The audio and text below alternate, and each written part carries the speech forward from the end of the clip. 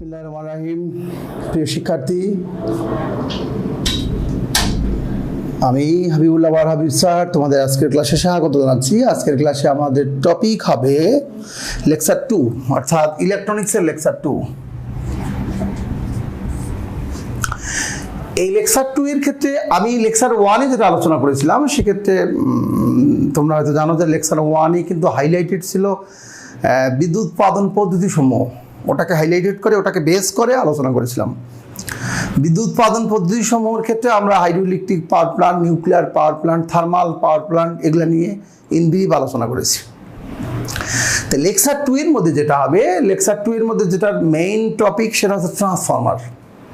এমন কোনো বিসিএস এর রিটেন পরীক্ষা নাই যে ট্রান্সফরমার সম্পর্কে দু একটা কোশ্চেন আসে নাই। সুতরাং ট্রান্সফরমারের কোশ্চেন যেহেতু আসেই ট্রান্সফরমার থেকে কিছু না কিছু, সুতরাং এটাকে আমাকে ভালো করে পড়তে হবে। তো ট্রান্সফরমার আমাদের প্রথম আলোচনার বিষয় কি? ট্রান্সফরমার নিয়ে আলোচনা করবো লেকচার 2 এর। ট্রান্সফরমার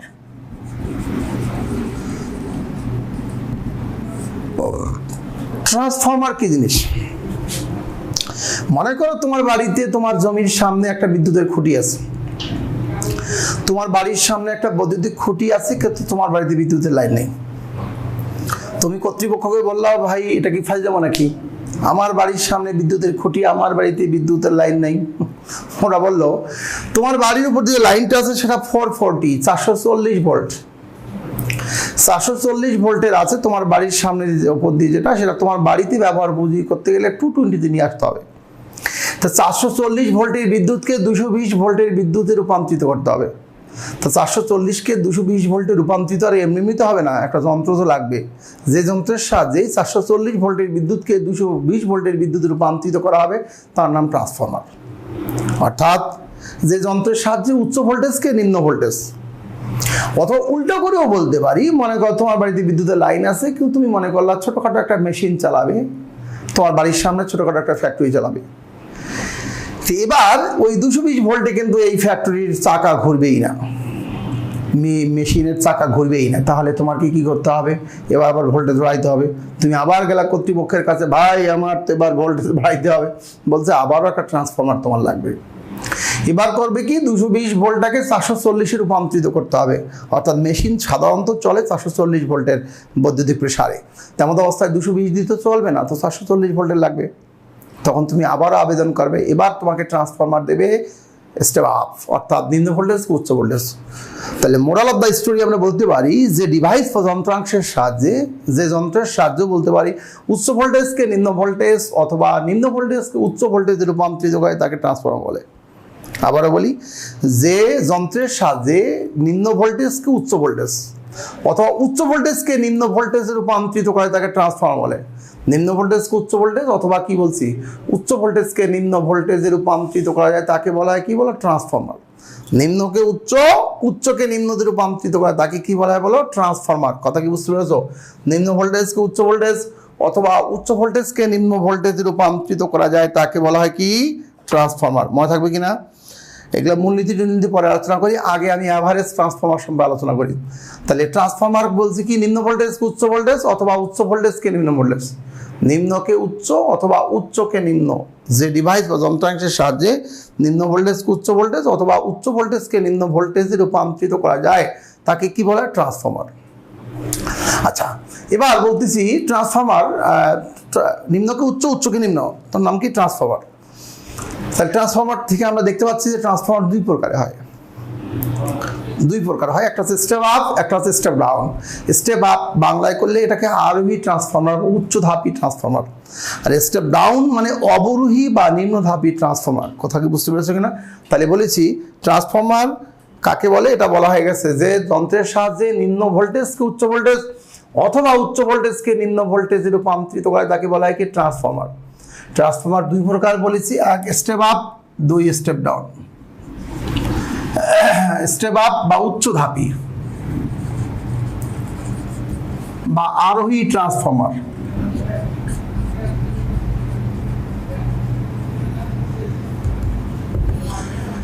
স্টেপ আপ বা উচ্চধাপী বা আরোহী ট্রান্সফরমার, এটা হচ্ছে স্টেপ ডাউন বা নিম্নধাপী বা অবরোহী ট্রান্সফরমার। তাহলে ট্রান্সফরমার কয় প্রকার বলছি? দুই প্রকার, একটা স্টেপ আপ, একটা স্টেপ ডাউন। স্টেপ আপ মানে উচ্চধাপী, স্টেপ ডাউন মানে কি নিম্নধাপী বা অবরোহী ট্রান্সফরমার। ওকে, তাহলে এই ক্ষেত্রে আমরা ট্রান্সফরমারের একটা বেসিক ফরম্যাট দেখি। তাহলে স্টেপ আপ, স্টেপ ডাউন এই দুটোর একটা বেসিক ফরম্যাট দেখার চেষ্টা করি। মনে করো দুটাই আমরা করব, স্টেপ আপ, স্টেপ ডাউন। একটু মুছে ফেলি, হ্যাঁ, এটা সহজ। স্টেপ আপ বা উচ্চধাপী বা আরোহী ট্রান্সফরমার, স্টেপ ডাউন বা নিম্নধাপী বা অবরোহী ট্রান্সফরমার। আমরা লেকচার 2 এই ট্রান্সফরমারের 14 উদ্ধার করবো, অর্থাৎ এখান থেকে কিছু না কিছু কোশ্চেন যেহেতু আসেই, সুতরাং ট্রান্সফরমারের ইনস অ্যান্ড আউট। কিন্তু এটাও মাথায় রাখতে হবে, এখানে কোশ্চেন আসবে, ট্রান্সফরমারের যে কোশ্চেন আসে এগুলো ছোটো ছোটো কোশ্চেন, 2 মার্কের কোশ্চেন আসবে ভাই, সর্বোচ্চ বা 2.5 মার্কের বা 1.5 মার্কের কোশ্চেন আসবে। সুতরাং ধরি মাছ নাসি বানি সবই বলবো কিন্তু কিছুই বলবো না, এমন স্টাইলে কোশ্চেনগুলো উত্তর করতে হবে। আমরা যদি দেখি ট্রান্সফরমারের গঠনটা, আমরা দেখি, মনে করো ট্রান্সফরমারের গঠনের ক্ষেত্রে 2 ধরনের কুণ্ডলী থাকে, একটা হচ্ছে মুখ্য কুণ্ডলী, একটা হচ্ছে গৌণ কুণ্ডলী। মুখ্য কুণ্ডলী আর গৌণ কুণ্ডলী।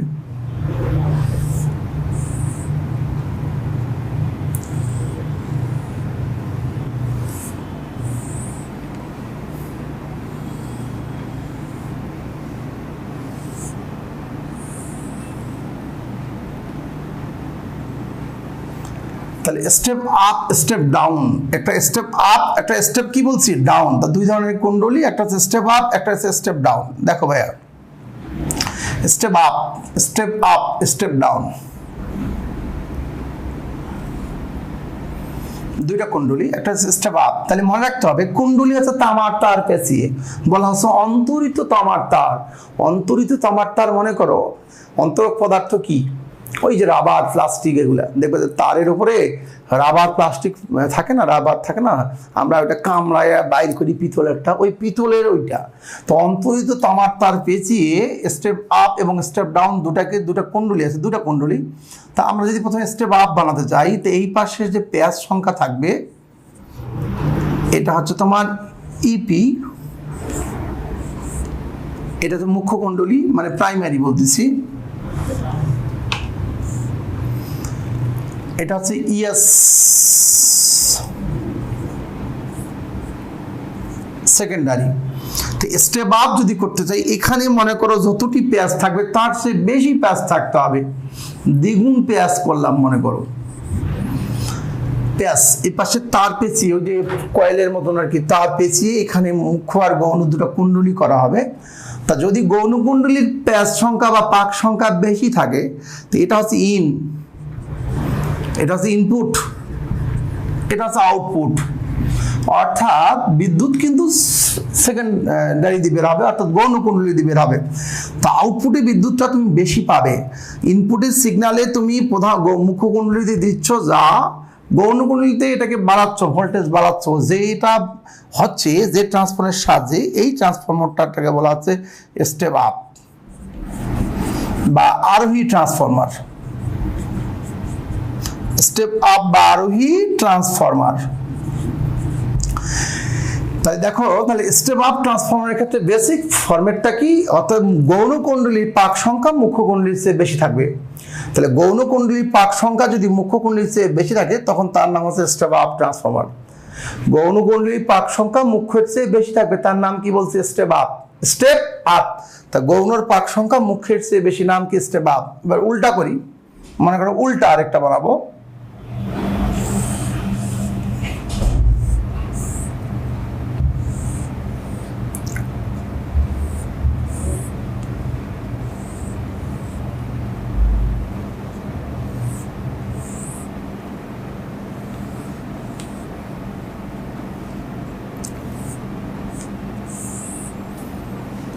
এটা হচ্ছে তোমার,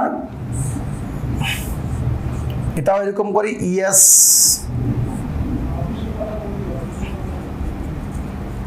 এটা আউটপুট, এটা এস, এটা ইপি পি। তা আমি এবার চাচ্ছি যে ভাই গৌণ স্টেপ ডাউন, এই চিত্রটা হবে স্টেপ ডাউন ট্রান্সফরমার। বেশি চিত্র আঁকা যাবে না, এমন চিত্র আঁকবে যে এক চিত্র আঁকতে তোমার 30 মিনিট চলে যাবে। বিজ্ঞানের বহু কোশ্চেন ভাইয়া, কোশ্চেন মানে 3টা part, part A, part B, part C. এই ইলেকট্রনিক্স পার্ট সি, ততক্ষণে তোমার পরীক্ষার সময় থাকবে 20-25 মিনিট। তুমি আর টাইমই পাচ্ছ না। 100 মার্ক পরীক্ষা, কিন্তু এটা 3 ঘন্টা, কিন্তু 100 মার্ক তো নামে, কোশ্চেন তো ভরা। সাধারণ বিজ্ঞানের 3টা করে হলে 3 8 24টা, 4টা করে 4 8 32টা কোশ্চেন উত্তর দিতে হবে। কম্পিউটারে 8 থেকে 10টা, এইখানে আছে 6টার মধ্যে আবার ভাগ আছে। হ্যাঁ, অংশ, প্রথম অংশ, দ্বিতীয় অংশ, রাডার কি, রাডারের ক্রিয়া কৌশল, রাডার কি একটা, ক্রিয়া কৌশল একটা।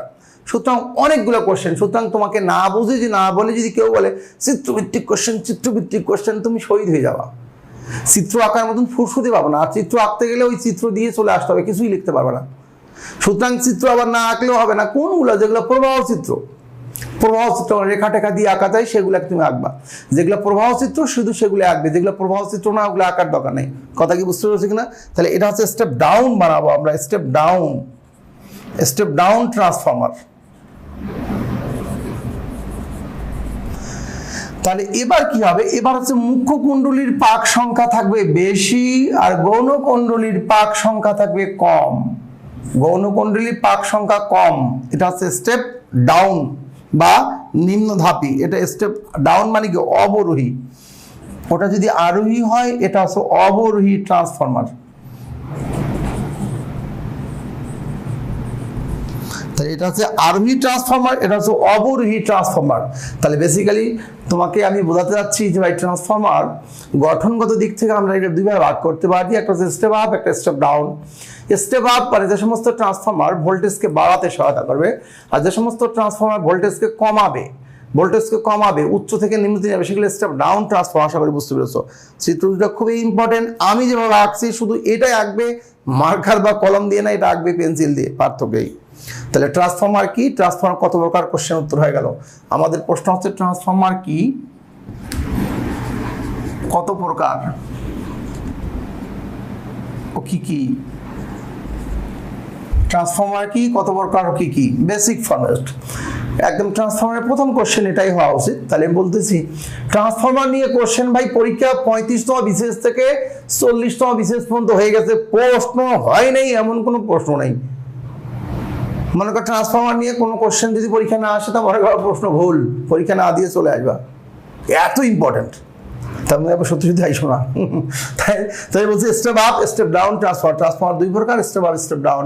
তাই step up, step down transformer তৈরির যদি গঠন আমরা পর্যালোচনা করি, এটার ক্ষেত্রে 2 ধরনের কুণ্ডলী থাকে। সেটা যে কোনো ট্রান্সফর্মার তৈরি করতে, একটা মুখ্য কুণ্ডলী, একটা গৌণ কুণ্ডলী। তা মুখ্য কুণ্ডলী যদি হয়, মুখ্য কুণ্ডলীকে আমরা পি দ্বারা প্রকাশ করি, গৌণ কুণ্ডলী এস দ্বারা প্রকাশ করি। তো এই ক্ষেত্রে মুখ্য কুণ্ডলীতে যা থাকবে সব পি। তাহলে এখানে যে বিদ্যুৎ সাপ্লাই করা হবে, এর মুখ্য কুণ্ডলীতে বিদ্যুৎটা দিবা ইনপুটে, সেটা হচ্ছে আইপি। তাহলে এই পাশে যেটা বের হবে আউটপুটে, সেটা কি হবে? আইএস। এখানে পাক সংখ্যা যদি তুমি বলো, পাক সংখ্যা কয়টা আছে, তাহলে এনপি। এখানে পাক সংখ্যা আছে এনএস, এন নাম্বার। এখানে তাহলে এটা হচ্ছে আইপি, এটা হচ্ছে আইএস। এসটা নিচে সারফেস, তাহলে আবার আইএস জঙ্গি সংগঠন বানাইও না। এখানে আছে এনপি, এখানে আছে এনএস। তাহলে মুখ্য কুণ্ডলীর গঠনের মূলনীতির ক্ষেত্রে মনে রাখবা যে, স্টেপ আপের ক্ষেত্রে মনে রাখবা যে গৌণ কুণ্ডলীর তারের যে প্যাচ, এটা পাক বা প্যাচ, এটা থাকবে বেশি মুখ্যর চেয়ে, যদি সেটা স্টেপ আপ ট্রান্সফর্মার হয়। আর স্টেপ ডাউনের ক্ষেত্রে গৌণ কুণ্ডলীর পাক সংখ্যা মুখ্যের চেয়ে কম হবে। বিদ্যুৎ অলওয়েজ মুখ্য কুণ্ডলী দিয়ে ঢুকবে, গৌণ কুণ্ডলী দিয়ে বের হবে। বোঝো নাই? প্যাচ। তাহলে অন্তরিত তামার তার পেঁচিয়ে এরকম করে ট্রান্সফর্মার তৈরি করা হয়। এই প্যাচ দিয়ে যাবে, ভোল্টেজ বাড়বে। যদি উচ্চ থেকে নিম্ন দিকে যায় তাহলে ভোল্টেজ কমবে, তাহলে প্যাচ সংখ্যা কমাই দিতে হবে। এটা হচ্ছে ট্রান্সফর্মার গঠনের মূলনীতি। এইটাই হচ্ছে মেইন বেসিক জিনিস আর কি। ওকে, তাহলে আমরা আবার বলি, যে যন্ত্রের সাহায্যে নিম্ন ভোল্টেজ উচ্চ ভোল্টেজ অথবা উচ্চ ভোল্টেজকে নিম্ন ভোল্টেজে রূপান্তরিত করে তাকে বলা হয় কি? ট্রান্সফর্মার। ট্রান্সফর্মার 2 প্রকার সাধারণত গঠনগত দিক থেকে, একটা হচ্ছে উচ্চধাপী বা আরোহী ট্রান্সফর্মার, একটা হচ্ছে নিম্নধাপী বা অবরোহী ট্রান্সফর্মার। আমরা ট্রান্সফর্মার গঠন দেখতে গিয়ে দেখলাম যে এখানে গঠনের ক্ষেত্রে আমরা দেখলাম যে তোমার যদি স্টেপ আপ বানাই তাহলে গৌণ কুণ্ডলীর যে পাক সংখ্যা, যেদিক দিয়ে বিদ্যুৎটা বের হবে, এটা হচ্ছে তোমার তারের পাক সংখ্যা বা প্যাচটা বেশি থাকবে। আর যদি স্টেপ ডাউন হয় তাহলে ওটা কম থাকবে। আশা করি বুঝতে পেরেছো। স্ক্রিনশট দিয়ে রাখো, দিয়ে খাতায় ফ্রেশ করে আঁকার চেষ্টা করবা। তাহলে এটা হচ্ছে ট্রান্সফর্মারের একদম মেইন কোশ্চেন। এই কোশ্চেনটা তোমার এখানে আলোচনা করা হয়েছে, তোমাকে তোমাদের এখানে ট্রান্সফর্মার গঠন ও কার্যপ্রণালী তোমার বই অনুযায়ী বলি।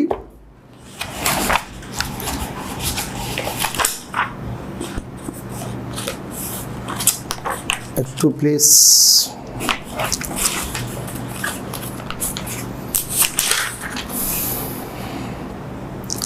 এটা হচ্ছে 526 পৃষ্ঠায় আলোচনা করা হয়েছে লেকচার 2 এর মধ্যে 526 পৃষ্ঠায় আলোচনা করা হয়েছে তোমার এটা কোশ্চেনটা 526 পৃষ্ঠায় আলোচনা করা হয়েছে তো এখানে অনেক বেশি লিখেছে এত বেশি লিখলে তো তুমি টাইম পাবা না বুঝো না এই কথাটা বাস ট্রান্সফর্মার কি উচ্চধাপী নিম্নধাপী এই দুইটাই পড়বা আর কোনো প্রকারভেদ পড়ার দরকার নেই ওকে এবার ট্রান্সফর্মারের কার্যপ্রণালী গঠনটা বলছি গঠনটা এখানে লেখা আছে যেটা সেটাই একটি কাঁচা লোহার আয়তকার মজ্জা বা কোরের বিপরীত বাহুকে অন্তরিত তার পেঁচিয়ে তামার তার পেঁচিয়ে ট্রান্সফর্মার তৈরি করা হয় কোরের যে বাহুর কুণ্ডলীতে পরিবর্তী প্রবাহ বা এসি বিভাগ করা হয় তাকে মুখকুণ্ডলী বলা হয় যেখানে বিদ্যুৎ দেওয়া হয় তাকে মুখকুণ্ডলী পি এবং যে কুণ্ডলীতে পরবর্তী বিভাগ আবিষ্ট হয় আবিষ্ট মানে কি পরবর্তীকালে ফলাফল তাকে গৌণকুণ্ডলী বলে উচ্চধাপী ট্রান্সফর্মার মুখকুণ্ডলীর চেয়ে এখানে চেয়ে হবে কারেকশন প্লিজ গৌণকুণ্ডলীতে পাক সংখ্যা বেশি থাকে ওকে আর নিম্নধাপী ট্রান্সফর্মারের মুখকুণ্ডলীর চেয়ে গৌণকুণ্ডলীর পাক সংখ্যা কম থাকে ব্যাস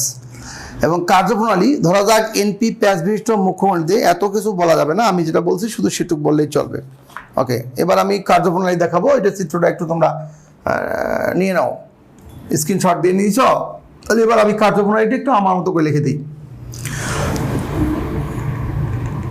প্লিজ 1 2 3 4 5 6 7 8 9 10 মুছে বললাম বাস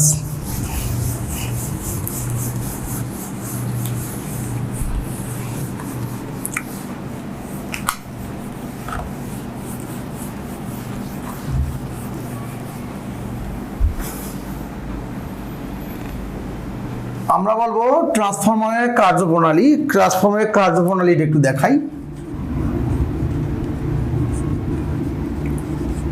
আমাকে আমার সময়টাকে মাথায় রাখতে হবে সময় হচ্ছে আমার খুবই অল্প 2 মার্কের জন্য আমি ঠিক কতটুকু লিখবো আর কি লিখবো না এইটা সিলেকশন করাটাই টাফ যে করতে পারে সে ফুল মার্কের অ্যান্সার করতে পারে যে পারে না সে পারে না কথা কি বোঝো নাই হ্যাঁ ধরি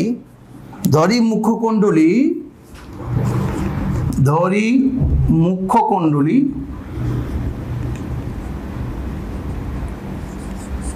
পি মুখ্যকুণ্ডলী পি এর তড়িৎ চালক শক্তি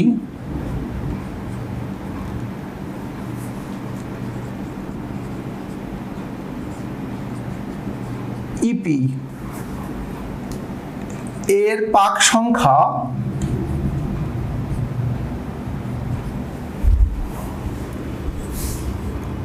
এনপি এন লিখবো উপরে নিচে পি এর তড়িৎ প্রবাহ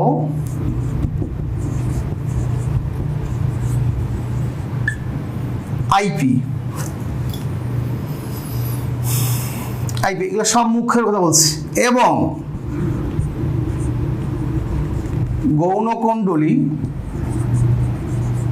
এস এর তড়িৎ চালক শক্তি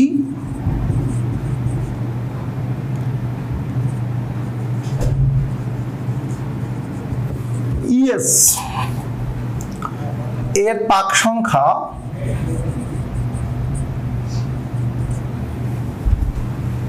সব এস এনএস এর তড়িৎ প্রবাহ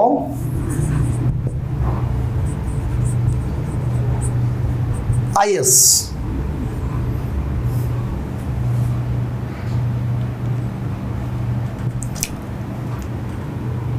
তবে ট্রান্সফরমারের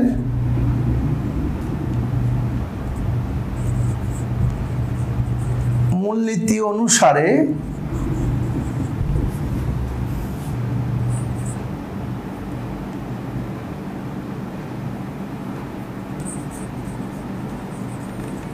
লিখা যায় বাস সমীকরণটা দিব খালি ইপি ভাগ ইএস সমান এনপি ভাগ এনএস এইখানে উল্টা হবে আইএস ভাগ আইপি দেখো তবে ট্রান্সফর্মার মূলনীতি লেখা যায় ইপি ভাগ ইএস সমান এনপি ভাগ এনএস সমান আইএস ভাগ আইপি এটা দিবা 1 নম্বর সমীকরণ দিয়ে বলবে 1 নং সমীকরণে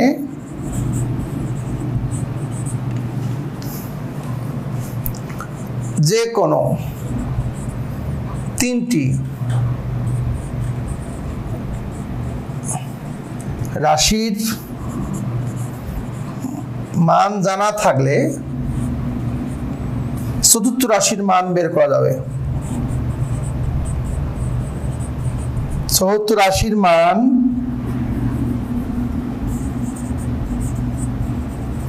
বের করা যায়। দেখো ভাইয়া, কার্যপ্রণালী শেষ। দেখো তাহলে আমরা কি বলবো, কার্যপ্রণালী এইটুক লিখবো। মুখমণ্ডলী পি, এর তড়িৎ চালক শক্তি ইপি, এর পাক সংখ্যা এনপি, এর তড়িৎ প্রবাহ আইপি, এবং গৌণকুণ্ডলী এস, এর তড়িৎ চালক শক্তি ইএস, পাক সংখ্যা এনএস, এর তড়িৎ প্রবাহ আইএস। তবে ট্রান্সফার মূলনীতি অনুসারে লেখা যায় ইপি ভাগ ইএস, সমীকরণটা একটু মুখস্থ রাখতে হবে ভাই, সমান এনপি ভাগ এনএস সমান আইএস ভাগ আইপি। এই 1 নম্বর সমীকরণ। 1 নম্বর সমীকরণে যে কোনো তিনটি রাশির মান জানা থাকলে চতুর্থ রাশির মান বের করা যাবে। লিখতে পারবো না? অনেক সোজা করে দিলাম। এটা তোমাদের অনেক ডিটেলস আলোচনা করা আছে। এটা তোমরা কিছু 37তম বিসিএস এর কোশ্চেন ছিল, কিন্তু এটা ট্রান্সফর্মার গঠন ও কার্যবলী, গঠনটা চিত্র সহ একটু আগে যেটা বলছি সেটা দিবা। ওকে, এবং তোমাদের এখানকার বইয়ের মধ্যে তোমাদের যে শীট আছে এটা ট্রান্সফর্মার গঠনটা দিয়ে আমার চিত্রটা দিয়ে দিবা। দুইটা চিত্র দিয়েছিলাম না, একটা মুখ্য একটা গৌণের ক্ষেত্রে ওই চিত্রটা দিয়ে দিবা, আর কার্যপ্রণালীটা আমি যেটা দিই সেটা লিখবা। কথা কি বোঝা গেছে কিনা? ব্যাস। এবার বলছে ট্রান্সফরমারের প্রধান উপাদানগুলো কি কি। ট্রান্সফরমার উপাদানগুলো কি কি? এটা হচ্ছে আয়তকার মজ্জা, কাঁচা আয়তকার, ওই যে চারটে আমি এরকম করে দিয়েছিলাম না, আয়তকার মজ্জা, লোহার তৈরি, কাঁচা লোহার তৈরি। আচ্ছা, মজ্জা বা কোর এর বিপরীত বাহুকে অন্তর্যুক্ত তার পেঁচিয়ে ট্রান্সফরমার তৈরি করা হয়। এই কাঁচা লোহার তৈরি কোরগুলোর উপরে অন্তর্যুক্ত তার পেঁচিয়ে মুখমণ্ডলীর ক্ষেত্রে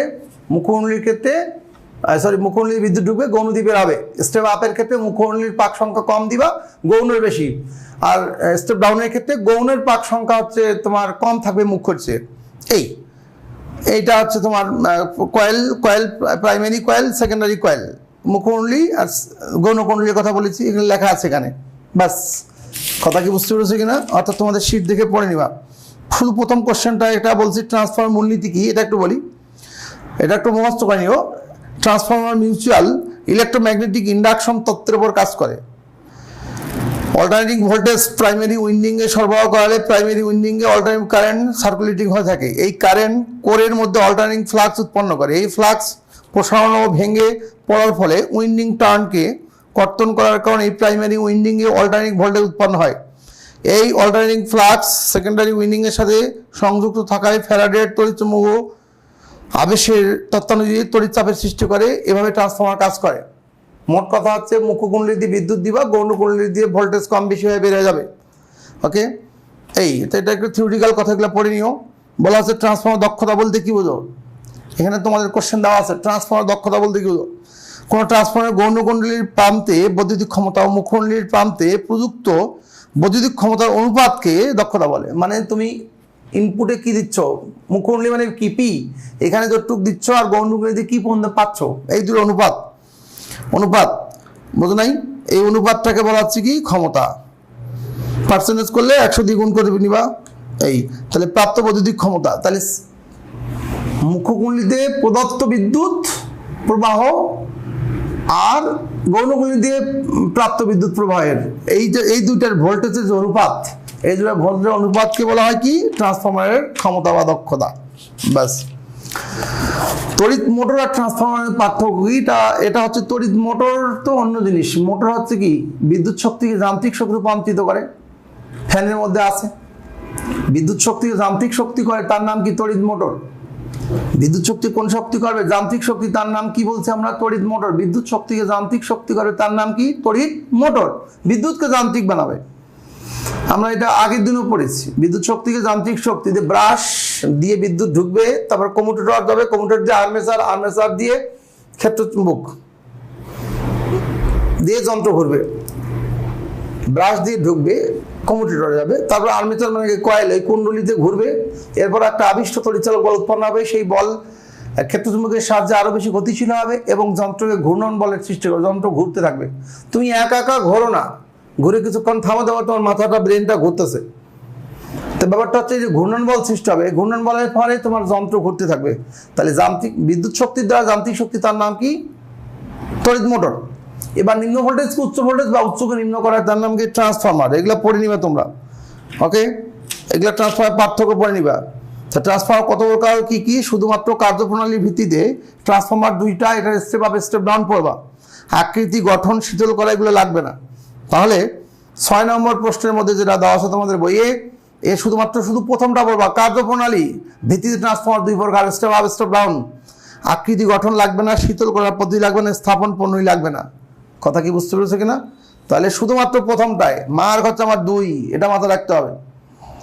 শুধুমাত্র প্রথমটাই পড়বো, আর বাকিগুলা পড়বো না। মার যদি 2, শুধুমাত্র প্রথমটা পড়বো, আর বাকিগুলা পড়বো না, শুধুমাত্র প্রথমটা পড়বো। ক্লিয়ার? ব্যাস। তাহলে ট্রান্সফরমারের মোটামুটি গল্প আমাদের হলো। এবার বলা হচ্ছে যে বিদ্যুৎ সরবরাহ, তোমাদের এখানকার প্রশ্ন নম্বর 5 না 7, এগুলো তো সব 6 নম্বরে আছে। ট্রান্সফরমার কতবার, কি কি, এই যে যতগুলা প্রকারভেদ আছে সব বাদ, শুধুমাত্র প্রথমটা পড়বা। শুধু কার্যপ্রণালীর ভিত্তিতে, বেশি পড়লে মাথা পাগল হয়ে যাবে, তখন সমস্যা। বোঝা গেছে কথাটা? শুধুমাত্র কোনটা পড়তে বলছি? প্রথমটা। শুধুমাত্র প্রথমটা পড়বা, শুধুমাত্র প্রথমটা। কার্যপ্রণালীর ভিত্তি করে ট্রান্সফরমার দুই প্রকার, step up step down, not more, এর বেশি পড়া যাবে না। বিদ্যুৎ সঞ্চালন ও বিতরণের ক্ষেত্রে ট্রান্সফরমার ভূমিকা সবাই বোঝো। ট্রান্সফরমার ছাড়া কি সব জায়গায় একই রকম ভোল্টেজ কি হয়? সকল যন্ত্র কি একরকম ভোল্টেজে চলে? বাসা বাড়িতে 220 ভোল্ট লাগে, অফিস আদালতে 220 ভোল্ট, কিন্তু ফ্যাক্টরিতে করতে গেলে, ফ্যাক্টরি শিল্প কারখানায় 440 ভোল্ট লাগবে, উচ্চ ভোল্টেজ লাগবে। তা ভোল্টেজ কখনো কমাইতে হবে, কখনো বাড়াইতে হবে, প্রয়োজন অনুযায়ী ভোল্টেজ কম বেশি করতে হবে। সেক্ষেত্রে ট্রান্সফরমার ছাড়া তো সম্ভব না। তো এই ক্ষেত্রে বিদ্যুৎ সঞ্চালন বিতরণের ক্ষেত্রে ট্রান্সফরমার লাগবেই। ভোল্টেজকে কম, ভোল্টেজ নিম্ন ভোল্টেজকে উচ্চ ভোল্টেজ বা উচ্চকে নিম্ন করতে ট্রান্সফরমার ব্যবহার করতে হবে। মোট কথা হচ্ছে সকল যন্ত্রপাতি একই ভোল্টেজে চলে না। বিদ্যুৎ উৎপাদনের ফ্যাক্টরি যেগুলো আছে, যেখান থেকে বিদ্যুৎ সাপ্লাই হয়, ওখানে 4 লক্ষ ভোল্টে বিদ্যুৎ সরবরাহ করা হচ্ছে। 4 লক্ষ ভোল্টেজ। তো 4 লক্ষ ভোল্টেজ দিলে তোমার বাসা বাড়ির ফ্রিজ এগুলো উড়ে যাবে, লাগার সাথে বাস্ট হয়ে যাবে। সুতরাং এগুলো হবে না। তাহলে উচ্চ ভোল্টেজকে নিম্ন ভোল্টেজ বানাইতে হবে। এইটা একটা কোশ্চেন ছিল, সম্ভবত 38 নাকি 36 না 7 দেখলাম, যে রাস্তার ধারে ল্যাম্পপোস্টের খুঁটিতে কোন ধরনের ট্রান্সফরমার ব্যবহার করা হয়? তো রাস্তার ধারে ল্যাম্পপোস্টের খুঁটিতে স্টেপ ডাউন ট্রান্সফরমার ব্যবহার করা হয়। কারণটা কি? আমার ওই বিদ্যুৎ সরবরাহ লাইনে উচ্চ ভোল্টেজের বিদ্যুৎ সাপ্লাই হচ্ছে বা সরবরাহ হচ্ছে, এই উচ্চ ভোল্টেজটাকে আমাকে নিম্ন ভোল্টেজ অর্থাৎ 220 রূপান্তর করতে হবে। 220 রূপান্তর করতে না পারলে তো আর চলবে না। 220 রূপান্তর করার জন্য আমাকে স্টেপ ডাউন ট্রান্সফরমার ব্যবহার করতে হবে। 36তম বিসিএস এর কোশ্চেন ছিল, 27তম বিসিএস এর কোশ্চেন ছিল। বিদ্যুৎ সঞ্চালন বিতরণ ক্ষেত্রে ট্রান্সফরমার ভূমিকা, সুতরাং পড়ে নিবা। চিত্র লাগবে না, এই যেগুলো চিত্র দেওয়া আছে এগুলো লাগবে না। পৃষ্ঠা নম্বর 530, চিত্র লাগবে না। হ্যালো, কি বলছি বলা? পৃষ্ঠা নম্বর 530 চিত্র লাগবে না। এই যে পরের কোশ্চেনটাই বলছে, রাস্তার ধারে বৈদ্যুতিক পোলে কিরূপ ট্রান্সফরমার লাগানো থাকে কেন? Step down. ওই যে বললাম না, উচ্চ ভোল্টেজের বিদ্যুৎকে নিম্ন ভোল্টেজে ব্যবহার করা হবে। কারণ বাসা বাড়ির ক্ষেত্রে ব্যবহৃত বিদ্যুৎ কত? 220। সো উচ্চকে নিম্ন করতে গেলে তোমাকে স্টেপ ডাউন ট্রান্সফরমার ব্যবহার করতে হবে। বোঝা গেছে কতটা? ট্রান্সফরমার ব্যবহার ও শক্তির অপচয় আলোচনা করো, পড়ে নিবা। এগুলো থিওরিক্যাল কোশ্চেন। ব্যাস। 10 নম্বর কোশ্চেন, ট্রান্সফরমার ব্যবহারে কোন কোন বিষয়ে সতর্ক পড়ে নিবা। ফিউজ কি? এটা ব্যবহার করা হয় না। ফিউজ হচ্ছে টিন ও সীসার একটা সংকর ধাতু তৈরি সরু তার, ফিউজ তার। যদিও তোমার আমাদের বাসা বাড়িতে আমরা এমনি কাট আউটের সাথে ফিউজ তার বানাই ফেলি, এমনি তার লাগাই দিই। যদি অতিরিক্ত ভোল্টেজের বিদ্যুৎ যায় তখন তাপমাত্রা বেশি উৎপন্ন হবে। এই তাপমাত্রা বেশি উৎপন্ন হলে ফিউজ তারটা গলে যাবে। ফিউজ তারটা গলে যাবে, গলে গেলে তাহলে কি আমাদের সার্কিট বিচ্ছিন্ন হয়ে গেল। সার্কিট বা বর্তনী কি বিদ্যুৎ সংযোগের বিচ্ছিন্ন হয়ে গেল। তাহলে অতিরিক্ত ভোল্টেজ বা বিদ্যুৎ সরবরাহের হাত থেকে আমার সংশ্লিষ্ট যন্ত্র রক্ষা পেল। এই জন্য ফিউজ তার আমরা ইউজ করি কাট আউটের মধ্যে। কিন্তু স্পেশালি ফিউজ তার বানানো হয়, ওরা দেখবে যে বিদ্যুতের খুঁটির সাথে পল্লী বিদ্যুৎ বা যারা সাপ্লাই করে, এদের বিদ্যুৎ সাপ্লাই করে, ওদের ফিউজ তারের জন্য আলাদা তার আছে। ওই তারগুলো বেশিক্যালি টিন এবং সীসা, টিন ও সীসার তৈরি সংকর ধাতুর তার। নির্দিষ্ট গণাঙ্কের বেশি তাপমাত্রা যদি পায় এটা গলে যাবে। হ্যাঁ, তো ওই তাপমাত্রার একটি চীনামাটির কাঠামোর উপর আটকানো থাকে, তারটি সরু, গণাঙ্ক কম, মানে অল্প তাপে গলে যাবে। এর মধ্যে দিয়ে নির্দিষ্ট মাত্রা অত্যাধিক বিদ্যুৎ প্রবাহিত হলে তারটি অত্যন্ত উত্তপ্ত হয়ে গলে যায়, ফলে বিদ্যুৎ বর্তনী বিচ্ছিন্ন হয়ে যায়। এভাবে বিদ্যুৎ প্রবাহ বন্ধ করে ফিউজ যন্ত্রপাতি রক্ষা করে। তাহলে ফিউজ তারটা কি? নির্দিষ্ট গণাঙ্কে রেখে একটা তার তৈরি করা হয়। নিম্ন গণনাঙ্কে, একদম নিম্ন গণনাঙ্কে। এই গণনাঙ্কের বেশি যদি তাপমাত্রা আসে তাহলে কি এটা গলে যাবে, আর গলে গেলে ফিউজ তার গলে গেলে বিদ্যুৎ সংযোগ কি বিচ্ছিন্ন হয়ে গেল। তাহলে অতিরিক্ত উচ্চ ভোল্টেজের হাত থেকে তোমার যন্ত্রপাতি বা মেশিনারিজ দ্রব্যাদি যা আছে এগুলোকে রক্ষা করে কে? ফিউজ তার। তো ফিউজ তার বেসিক্যালি তৈরি হয় টিন ও সীসার তৈরি। টিন আর কি? সীসা। টিন আর কি বলছি বলো? সীসা। টিন আর সীসা দিয়ে ফিউজ তার তৈরি হয়। ওকে, এবার বলা হচ্ছে ভোল্টেজ সোর্স কি? ভোল্টেজ সোর্স এগুলো লাগবে না, 13, 14 এগুলো লাগবে না, এগুলো অপ্রাসঙ্গিক। 13, 14, 15 এগুলো লাগবে না। কি বলছি বলো? 13, 14, 15 লাগবে না। 13, 14, 15 বাদ। শুধুমাত্র ভোল্টেজ সোর্সটা কি এটা একটু পড়ে নিও। Voltage source, voltage source, voltage source এমন একটি উৎস বা সোর্স যা লোড রেজিস্ট্যান্সের পরিবর্তনের উপর নির্ভর না করে তার প্রান্ত দ্বারা নির্দিষ্ট পরিমাণ ভোল্টেজ পাওয়া যায়। একটি ব্যাটারিকে স্থির ভোল্টেজের সোর্স হিসেবে ধরা হয়। ওকে, ওপেন সার্কিট ভোল্টেজে ই শক্তি বিশিষ্ট একটি লোড রেজিস্ট্যান্সে কারেন্ট সরবরাহ করে যদি ব্যাটারি একটি নির্দিষ্ট লোড রেজিস্ট্যান্সে। আচ্ছা,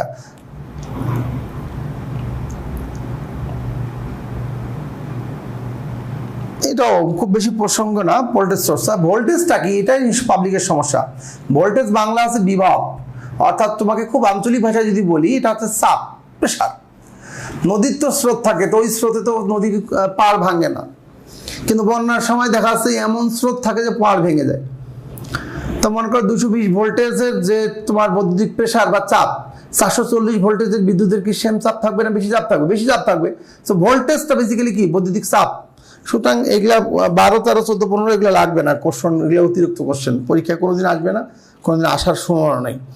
তো তোমরা ফিউজ পর্যন্ত পড়ে নিও। আমি এমনি তোমাদেরকে বললাম ভোল্টেজটা হচ্ছে চাপ। মনে করো একটা বাল্বের গায়ে লেখা আছে 220 ভোল্ট হাইফেন 60 ওয়াট, তাহলে মানে এটাতে কি আছে? তুমি যদি বাল্বটায় 220 ভোল্টের বৈদ্যুতিক চাপে সংযুক্ত করো তা বাল্বটি প্রতি সেকেন্ডে 60 জুল হারে আলো তাপ দেবে। 60 ওয়াট, 100 ওয়াট থাকলে কি 100 জুল হারে আলো তাপ দেবে। 220 ভোল্টের কম বৈদ্যুতিক চাপে যদি সংযুক্ত করো তাহলে 220 ভোল্টের কম বৈদ্যুতিক চাপে সংযুক্ত করলে সংশ্লিষ্ট বাল্বটা থেকে তুমি পর্যাপ্ত আলো তাপ পাবা না। আবার 220 ভোল্টের বেশি বৈদ্যুতিক চাপে যদি সংযুক্ত করো, 220 ভোল্টের বেশি বৈদ্যুতিক চাপে সংযুক্ত করো তাহলে কি হবে? তাহলে হচ্ছে বাল্বটি ফিউজ হয়ে যাবে বা নষ্ট হয়ে যেতে পারে। তা ভোল্টেজ হচ্ছে একটা বৈদ্যুতিক চাপ বা প্রেশার। ওকে, এই ভোল্টেজ সোর্স পড়তে হবে না, এগুলো বাদ। 12 থেকে 15 বাদ, এগুলো অতিরঞ্জিত কোশ্চেন, এগুলো কোনো কাজে লাগবে না তোমার পরীক্ষায়। আচ্ছা, এখন এই যে সমান্তরাল সংযোগ, এখানে এটার আগে একটা কোশ্চেন পড়া উচিত ছিল। সমান্তরাল বা প্যারালাল আর একটা সিরিজ আছে, ওইটা একটু পড়ি, তারপরে এগুলো কথা। ওকে, তাহলে বাস আমার ট্রান্সফরমারের গল্প আমি শেষ করেছি, ট্রান্সফরমারের গল্প শেষ করেছি। ট্রান্সফরমারের গল্পের পরে একটা ফিউজের গল্প করছি। এতক্ষণে সারমর্ম হচ্ছে একটু টেনে দেই। বলেছি যে যন্ত্রের সাহায্যে নিম্ন ভোল্টেজকে উচ্চ ভোল্টেজ অথবা উচ্চ ভোল্টেজকে নিম্ন ভোল্টেজে রূপান্তরিত করে তার নাম কি? ট্রান্সফরমার। ট্রান্সফরমারের গঠন করতে গেলে একটা আয়তকার কোর, একটা আয়তকার কোরের উপর অন্তরিত তার পেঁচিয়ে ট্রান্সফরমার তৈরি করা হয়। একদম সিম্পল ভাই, আই রিপিট, আয়তকার লোহার কোর। আয়তকার মানে কি? বা স্কোয়ারও হতে পারে। আয়তকার, হ্যাঁ, রেক্টেঙ্গুলার বলি না, এটা মানে দৈর্ঘ্য প্রস্থ। এই এটার মধ্যে অন্তরিত তামার তার পেঁচিয়ে, তা সেক্ষেত্রে তামার তার পেঁচিয়ে কুণ্ডলী তৈরি করা হয়। দুই পাশে দুইটা বিপরীত বাহু, এই পাশে একটা, এই পাশে একটা, একটা মুখ্য কুণ্ডলী, একটা গৌণ কুণ্ডলী। মুখ্য কুণ্ডলী দিয়ে বিদ্যুৎ ইন করবে, গৌণ কুণ্ডলী বের হবে। যদি স্টেপ আপ ট্রান্সফরমার হতো গৌণ কুণ্ডলীর পাক সংখ্যা বেশি থাকবে, স্টেপ ডাউন ট্রান্সফরমার হতো তাহলে গৌণ কুণ্ডলীর পাক সংখ্যা কম থাকবে। আর মুখ্যমূল্যকে পি এবং এর জাতীয় যতগুলো রাশি আছে সব পি দ্বারা প্রকাশ করবা। তাহলে মুখ্যমূল্যের তড়িৎচালক শক্তি আছে ইপি, মুখ্যমূল্যের পাক সংখ্যা আছে এনপি, মুখ্যমূল্যের তড়িৎ প্রবাহ আই মানে কি আইপি। তো গৌণকুণ্ডলীর ক্ষেত্রে কি হবে? এনপি, ইপি, সরি গৌণকুণ্ডলী এস, তাহলে এনএস, আইএস, ইএস। বোঝো না এই কথাটা? এর সমীকরণ একটা দিচ্ছি তোমাকে, সমীকরণ মনে রাখবো। ইপি ভাগ ইএস সমান এনপি ভাগ এনএস সমান আইএস ভাগ আইপি। কার্যপ্রণালীটা লিখে দিয়েছি। কথা কি বুঝতে পেরেছো কিনা? তোমাকে বলছে রাস্তার ধারে ল্যাম্পপোস্টের খুঁটিতে নিম্ন কি বলে স্টেপ ডাউন ট্রান্সফরমার, নিম্নধাপী ট্রান্সফরমার ব্যবহার করতে হবে। কারণ ফ্যাক্টরি থেকে যখন উৎপন্ন হয় তখন উচ্চ ভোল্টেজ 3,75,000 থেকে 4 লক্ষ ভোল্টেজের বিদ্যুৎ সরবরাহ করা হয়। তো 4 লক্ষ ভোল্টেজের বিদ্যুৎকে তুমি বাসে ব্যবহার করো কি? তো রাস্তার ধারে যে বৈদ্যুতিক পোল বা খুঁটি থাকে সেখানে তোমার এই স্টেপ ডাউন ট্রান্সফরমার বসায় এই 4 লক্ষ ভোল্টেজের বিদ্যুৎকে নিম্ন ভোল্টেজে রূপান্তরিত করা হয়। বোঝেন কথা না? এই 4 লক্ষটাকে নিম্ন করে রূপান্তরিত করে ব্যবহার করা হবে। ফলে তোমার কি হবে? তোমার এসব উচ্চ ভোল্টেজকে নিম্ন ভোল্টেজে রূপান্তর করা সহজ হবে। কথা কি ভাই বুঝতে পেরেছে কিনা? ওকে, তো ঠিক আছে, ভোল্টেজের গল্প শেষ আমাদের আপাতত। আরেকটা বলছি ফিউজ তার। ফিউজ তার হচ্ছে টিন আর সীসার সংকর ধাতু, একটা গলনাঙ্কে রেখে তৈরি তার, নিম্ন গলনাঙ্কে রেখে তৈরি করা তার। যদি বেশি তাপমাত্রার বেশি ভোল্টেজের বিদ্যুৎ প্রবাহিত হয় তাহলে ওটার তাপমাত্রা বেড়ে যাবে, রোদ বেড়ে গেলে তাপমাত্রা বেড়ে যাবে, আর তাপমাত্রা বেড়ে গেলে ফিউজ তারটা গলে যাবে। ফিউজ তারটা গলে গেলে বর্তনীর সংযোগ বিচ্ছিন্ন হয়ে যাবে, আর বর্তনীর সংযোগ বিচ্ছিন্ন হয়ে গেলেই তোমার কি সংশ্লিষ্ট যন্ত্রপাতি বা মেশিনারিজ দ্রব্যাদি যা ছিল তা সেফ থাকলো। এইভাবে ফিউজ তার তোমাকে বিপদ বা দুর্ঘটনার হাত থেকে রক্ষা করে। এখন আমার কথা হচ্ছে বর্তনীটা কি, বর্তনী হয় সার্কিট বা বর্তনীটা কি। এখন আমার নেক্সট গল্প হবে সার্কিট বা বর্তনী। আমাদের ট্রান্সফরমার গল্প আপাতত শেষ। যেগুলো পড়তে বলছি শুধু সেগুলোই পড়ো, যেগুলো পড়তে বলছি না সেগুলো পড়বো না। এটা নিয়ে নিছ। তো এবার আমরা গল্প করবো সার্কিট বা বর্তনী।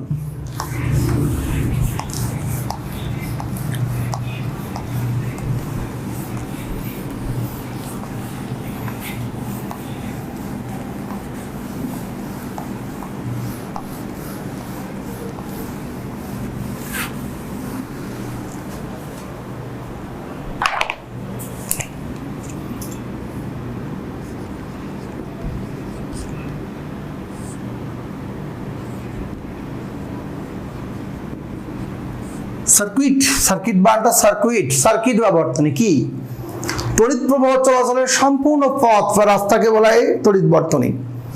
ইলেকট্রিক সার্কিট বা তড়িৎ বর্তনী, তড়িৎ প্রবাহ চলাচলের সম্পূর্ণ রাস্তাকে বলা হয় তড়িৎ বর্তনী বা ইলেকট্রিক সার্কিট। তড়িৎ বর্তনী বা ইলেকট্রিক সার্কিট কি জিনিস? তড়িৎ প্রবাহ চলাচলের সম্পূর্ণ পথ বা রাস্তা। সুইচ দিলে লাইট জ্বললো, সুইচ থেকে লাইট পর্যন্ত এই পুরোটা হচ্ছে একটা সার্কিট। সুইচ দিলাম, ফ্যান ঘুরলো, সুইচ দিলাম, এসি চলতেছে, এই পুরোটা সুইচ থেকে এসি পর্যন্ত পুরোটা একটা সার্কিট। তা তড়িৎ প্রবাহ চলাচলের সম্পূর্ণ রাস্তা বা পথকে বলা হয় তড়িৎ বর্তনী। তড়িৎ প্রবাহ চলাচলের সম্পূর্ণ রাস্তা বা পথকে বলা হয় তড়িৎ বর্তনী। মনে থাকবে কিনা? তড়িৎ প্রবাহ চলাচলের সম্পূর্ণ রাস্তা বা পথকে বলা হয় তড়িৎ বর্তনী। মনে থাকবে? তড়িৎ প্রবাহ চলাচলের সম্পূর্ণ রাস্তা বা পথকে বলা হয় কি বলছি? তড়িৎ বর্তনী। তো তড়িৎ বর্তনীটা প্রধানত দুই প্রকার, একটা হচ্ছে সিরিজ বর্তনী, একটা হচ্ছে প্যারালাল বর্তনী। তো একটু লিখে বলো, তড়িৎ প্রবাহ চলাচলের সম্পূর্ণ পথ, তড়িৎ প্রবাহ চলাচলের সম্পূর্ণ পথ বা রাস্তাকে বলা হয় তড়িৎ বর্তনী। তড়িৎ প্রবাহ চলাচলের সম্পূর্ণ পথ বা রাস্তাকে বলা হয় তড়িৎ বর্তনী। তড়িৎ প্রবাহ চলাচলের সম্পূর্ণ পথ বা রাস্তাকে বলা হয় তড়িৎ বর্তনী। তড়িৎ প্রবাহ চলাচলের সম্পূর্ণ পথ বা রাস্তাকে বলা হয় তড়িৎ বর্তনী।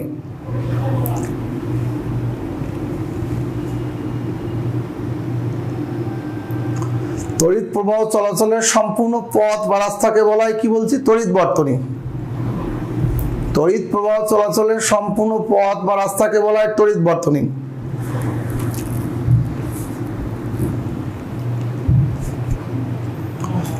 লিখছি, তড়িৎ প্রবাহ চলাচলের সম্পূর্ণ পথ বা রাস্তাকে বলা হয় তড়িৎ বর্তনী। তড়িৎ প্রবাহ চলাচলের সম্পূর্ণ পথ বা রাস্তাকে বলা হয় তড়িৎ বর্তনী। বাস লিখি, তড়িৎ বর্তনী প্রধানত দুই প্রকার, এক সিরিজ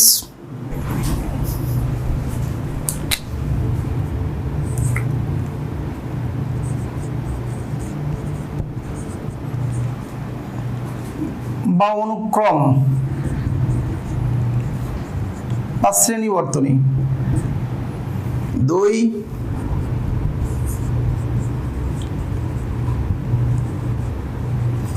প্যারালাল বা সমান্তরাল বর্তনী। তাহলে তড়িৎ বর্তনী প্রধানত কয় প্রকার বলছে? দুই প্রকার, একটা সিরিজ, একটা প্যারালাল। সিরিজ বা অনুক্রম বর্তনী, একটা হচ্ছে প্যারালাল বা কি সমান্তরাল বর্তনী। তো তড়িৎ বর্তনী কয় প্রকার বলছি বলো ভাই? দুই প্রকার, একটা সিরিজ, একটা কি বলছি প্যারালাল। একটা সিরিজ বা অনুক্রম বর্তনী, আর একটা হচ্ছে প্যারালাল বা কি সমান্তরাল বর্তনী। মনে থাকবে কিনা? তাহলে বর্তনী কয় প্রকার বলছি? দুই প্রকার, একটা সিরিজ, একটা কি বলো প্যারালাল। সিরিজ বা অনুক্রম বর্তনী, একটা হচ্ছে প্যারালাল বা সমান্তরাল বর্তনী। আমরা একটু দেখতে চাই। প্রথমে লিখি সিরিজ বা সমান্তরাল বর্তনী। সিরিজ বা সমান্তরাল বর্তনী, অনুক্রম বর্তনী।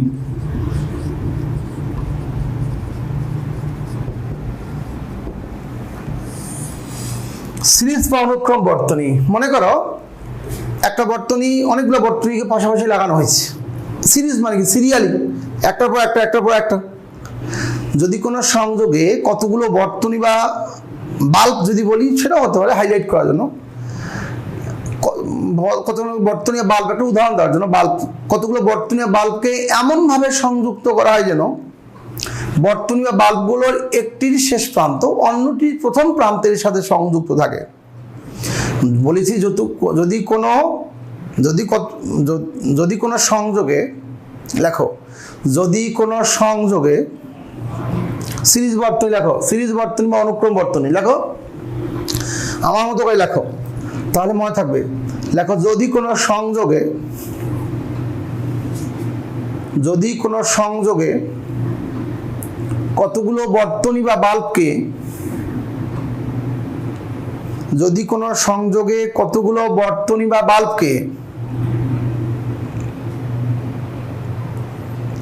এমনভাবে সংযুক্ত করা হয়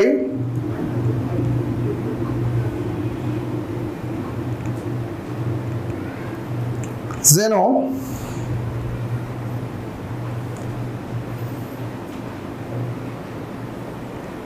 বর্তনী বা বাল্বগুলোর একটির শেষ প্রান্ত,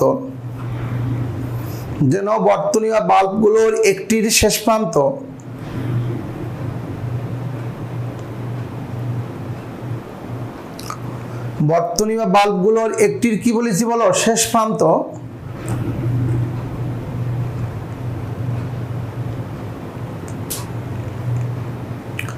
অন্যটির প্রথম প্রান্তের সাথে সংযুক্ত থাকে। বর্তনী বা বাল্বগুলোর একটির শেষ প্রান্ত অন্যটির প্রথম প্রান্তের সাথে সংযুক্ত থাকে।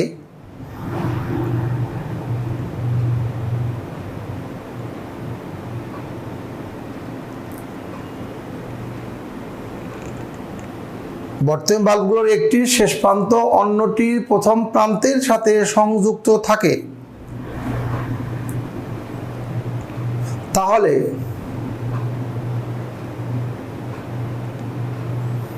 সেই সংযোগের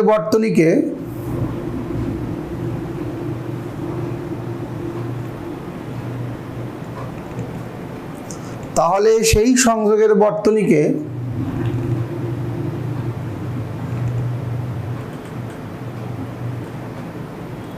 সিরিজ বা অনুক্রম বর্তনী বলে বা শ্রেণী বর্তনী বলে। আবারও বলি, যদি কোনো সংযোগে কতগুলো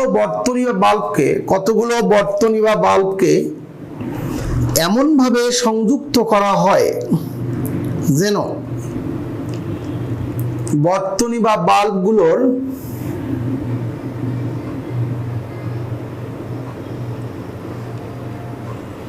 একটির শেষ প্রান্ত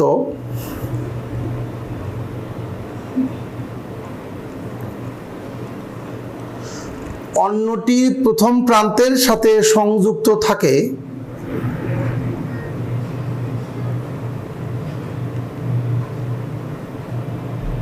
তাহলে সেই সংযোগের বর্তনী বাল্বকে সিরিজ বর্তনী বলে। আমরা একটু চিত্র দেখি তাহলে বুঝতে পারবা। বলেছি একটির শেষ প্রান্ত অন্যটির প্রথম প্রান্তের সাথে, মনে করো B1 একটা বাল্ব, এখান থেকে তার বের করে নিয়ে B2 আরেকটা বাল্ব লাগাইলাম, এখান থেকে তার বের করে নিয়ে B3 আরেকটা বাল্ব দিলাম। কয়টা বাল্ব দিলাম? 3টা। এই বাল্বগুলোর দেখো একটা শেষ আরেকটা শুরু, একটা শেষ আরেকটা শুরু, সবগুলোকে নিচে নিয়ে এসে এখানে একটা ব্যাটারি দিয়ে আমরা সংযুক্ত করলাম। মনে করে একটা সুইচ বা চাবি দিলাম,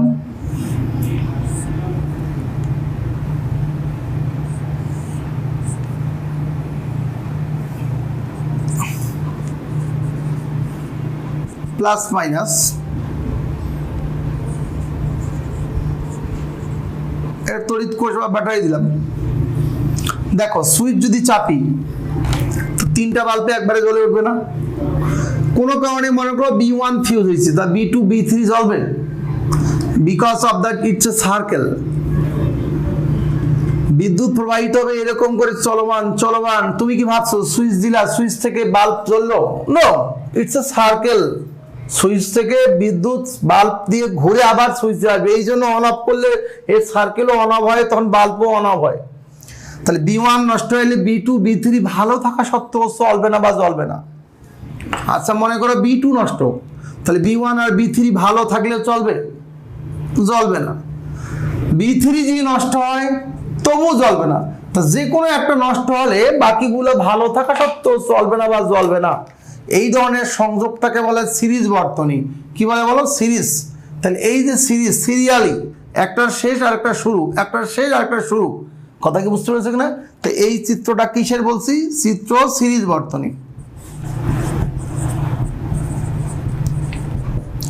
বলেছি যদি কোনো সংযোগে কতগুলো বর্তনী বা বাল্বকে এমনভাবে সংযুক্ত করা হয় যেন বর্তনী বা বাল্বগুলোর একটির শেষ প্রান্ত অন্যটির প্রথম প্রান্তের সাথে সংযুক্ত থাকে, একটির শেষ প্রান্ত অন্যটির প্রথম প্রান্তের সাথে সংযুক্ত থাকে, তাহলে সেই সংযোগের বর্তনীকে বলা হয় কি? সিরিজ বর্তনী।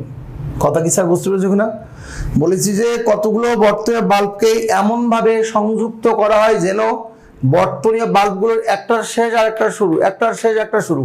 মনে করো 50টা বাল্ব লাগানো আছে সিরিজ সংযোগে, যে কোনো একটা ফিউজ হয়েছে বা নষ্ট হয়ে গেছে, বাকি 49টা ভালো থাকা সত্ত্বেও চলবে না বা জ্বলবে না, তার মানে বুঝবে সংযোগটার নাম কি? সিরিজ। কথা কি বোঝো নাই? এবার যদি এমন হইতো যে 49টা নষ্ট, একটা ভালো, ওইটাই জ্বলে বা ওইটাই চলে, তাহলে নামটা কি? প্যারালাল। কথা কি বোঝা গেছে কিনা? তাহলে এটা সিরিজের এটা চিত্রটাই কি বলো? যদি আমি বলছি যদি কোনো সংযোগে, সংজ্ঞাটা আবার মিলে নাও, যদি কোনো সংযোগে কতগুলো বর্তনী বা বাল্বকে এমনভাবে সংযুক্ত করা হয় যেন বর্তনী বা বাল্বগুলোর একটির শেষ প্রান্ত অন্যটির প্রথম প্রান্তের সাথে সংযুক্ত থাকে, একটির শেষ প্রান্ত অন্যটির প্রথম প্রান্তের সাথে সংযুক্ত থাকে, তাহলে সেই সংযোগের বর্তনীকে বলা হয় কি? বলো? সিরিজ বর্তনী। কি বলা হয় বলো? সিরিজ, সিরিজ বর্তনী।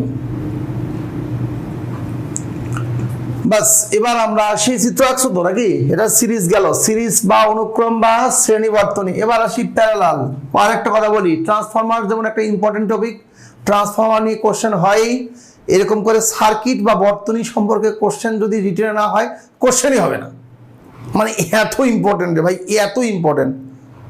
সুতরাং যেমন আমরা ট্রান্সফরমারের 14 গোষ্ঠী উদ্ধার করলাম, আমরা এবার সার্কিট বা বর্তনীর 14 গোষ্ঠী উদ্ধার করি। দেখো এবার আমি পাশাপাশি প্যারালাল বা সমান্তরাল বর্তনী চিত্রটা আঁকি।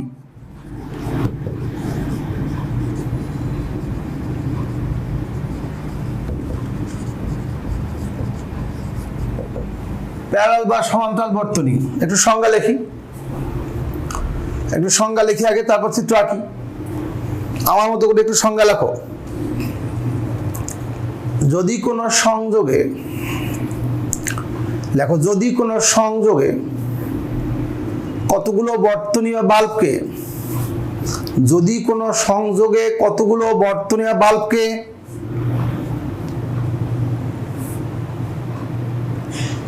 এমনভাবে সংযুক্ত করা হয় যেন, যদি কোনো সংযোগে কতগুলো বর্তনী বা বাল্বকে এমনভাবে সংযুক্ত করা হয় যেন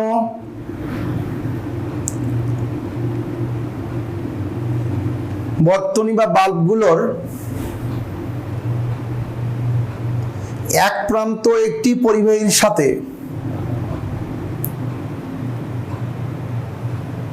এক প্রান্ত একটি পরিবাহীর সাথে এবং অন্য প্রান্তগুলি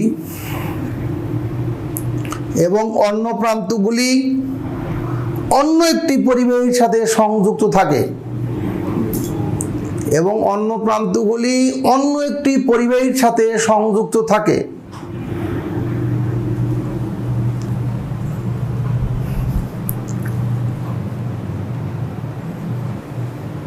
তাহলে সেই সংযোগের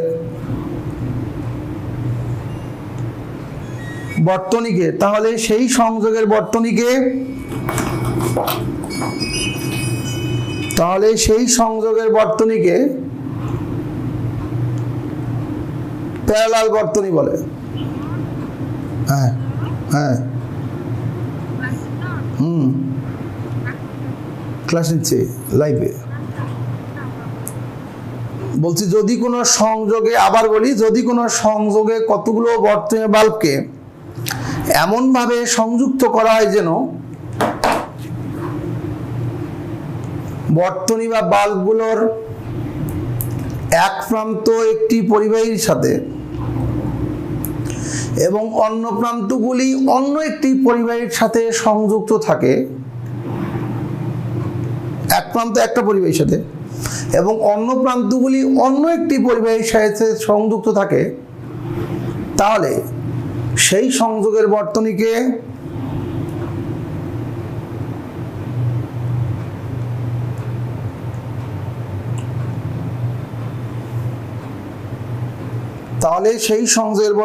কি বলবো? প্যারালাল বর্তনী। সরি, হ্যাঁ ঠিক আছে, প্যারালাল বর্তনী। বাস আমরা একটু চিত্র আঁকি, তাহলে দেখি। মনে করো এখানে একটা বাল্ব আছে B1, এখানে একটা বাল্ব আছে B2, এখানে একটা বাল্ব আছে B3।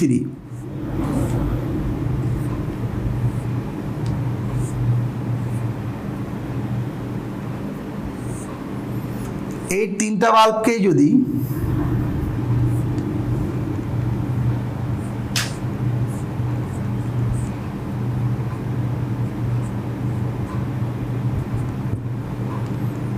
দেখো, তিনটা বাল্বে জ্বলে গেল, সুইচ চাপলে, এখানে সুইচ বা চাবি, এটা তড়িৎ কোষ,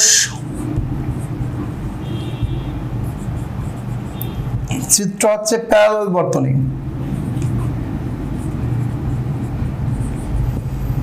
যদি আমার B1 বাল্বটা নষ্ট হয়, চিত্রের দিকে দেখো, B1 বাল্ব নষ্ট হয়, B2 B3 কোনো সমস্যা আছে? সুন্দর করে ওই দিক দিয়ে সার্কেল পূর্ণ হয়ে যাবে, বর্তনী সম্পন্ন হবে। যদি B2 নষ্ট হয় তবু B1 B3 এর ক্ষেত্রে কোনো সমস্যা নেই, আছে কি? নেই। তার মানে কি সার্কেলটা আমার পূর্ণ হয়ে যাবে। যদি B3 নষ্ট হয় তবু B1 B2 এর কোনো সমস্যা নেই। তো এই ধরনের সংযোগের ক্ষেত্রে আমরা কি বলতে পারি? যে কোনো একটা নষ্ট হলে বাকিগুলোর কোনো সমস্যা নেই। এটার নাম কি? সমান্তরাল বর্তনী বা প্যারালাল বর্তনী। বোঝো নাই? উদাহরণ দেই, এই সিরিজ বর্তনীর উদাহরণ ছিল, এটা উদাহরণটা দেওয়া হয় নাই। এটা উদাহরণটা আমরা কি বলি? আগের যুগে ব্যাটারি চালিত টর্চ লাইট ছিল না, 4 ব্যাটারি 3 ব্যাটারি লাইট, তাহলে ব্যাটারি চালিত টর্চ লাইট।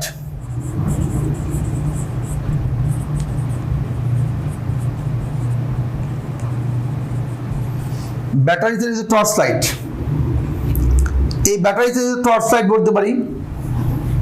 একটা ব্যাটারি যদি উল্টায় যাও তাহলে কি লাইট জ্বলবে নাকি? জ্বলবে না। তো এটা ছিল সিরিজ অথবা বাসাবাড়ির মেইন সুইচ।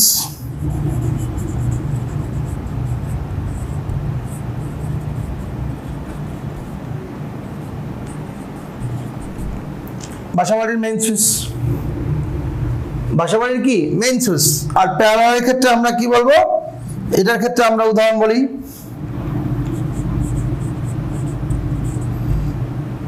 এই যে বাসাবাড়ির ভেতরে যে সংযোগটা আছে, আমাদের বাসাবাড়ির ভেতরে যে সংযোগ,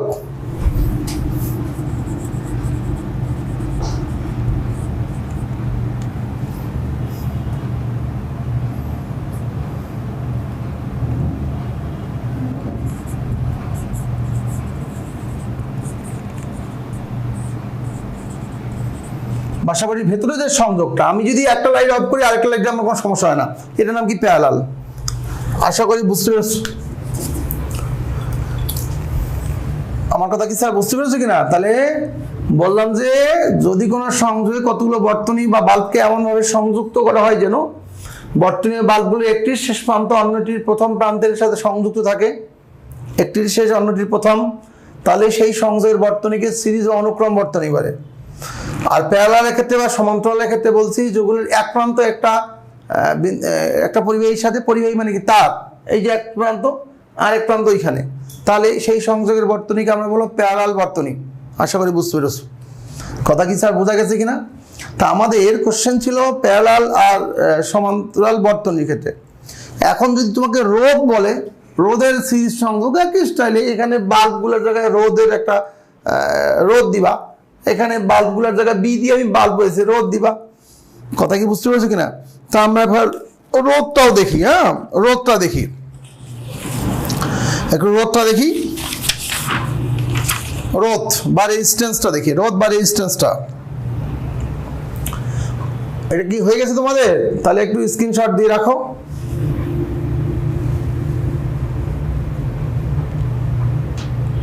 তাহলে ইলেকট্রিক সার্কিট বা তড়িৎ বর্তনী প্রধান দুই প্রকার, একটা সিরিজ একটা প্যারালাল। তো সিরিজ এবং প্যারালালের এই প্রবাহ চিত্র আকারে চিত্র আমরা দেখছি। আমি বলেছি বড় কোনো চিত্র আঁকা যাবে না, এইরকম রেখা টাকা দিয়ে যে চিত্রগুলো আছে শুধু সেগুলো আঁকতে হবে। মনে রাখতে হবে ব্যাটারি আছে বড় দাগ ছোট দাগ, বড়টার দিকে প্লাস ছোটার দিকে মাইনাস।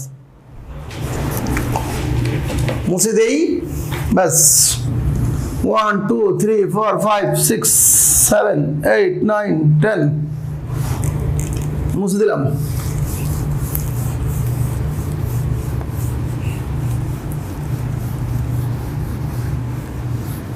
তাহলে এটা একটা ইম্পর্টেন্ট টপিক গেল ট্রান্সফরমারের পরে, এটা একটা টপিক গেল, সেটা হচ্ছে কি সার্কিট বা বর্তনী।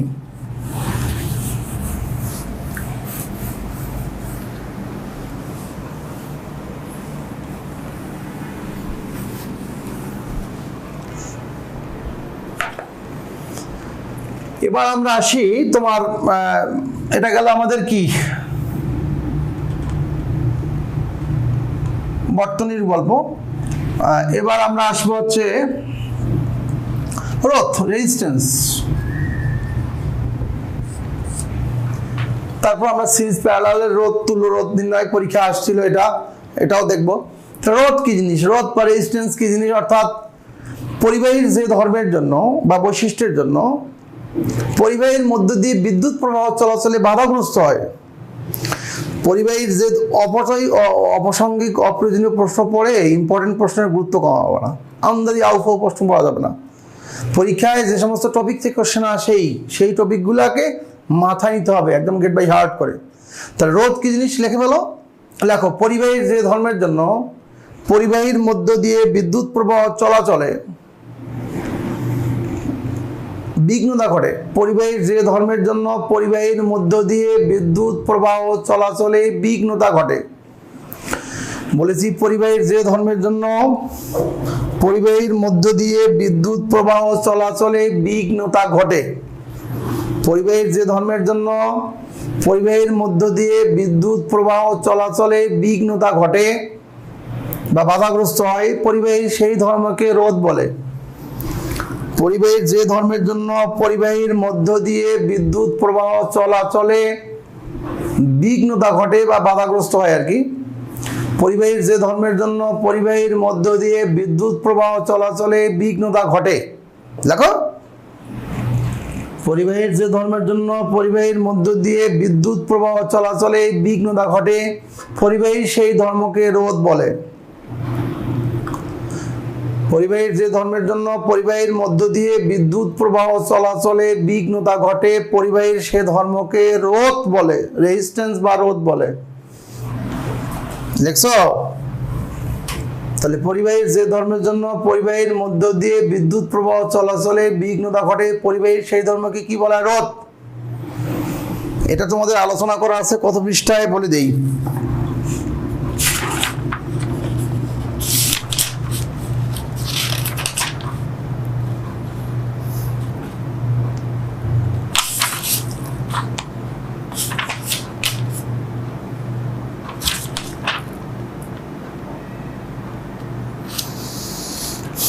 এখানে নাই, পরের চ্যাপ্টারে হয়তো পরের লেকচারে থাকতে পারে।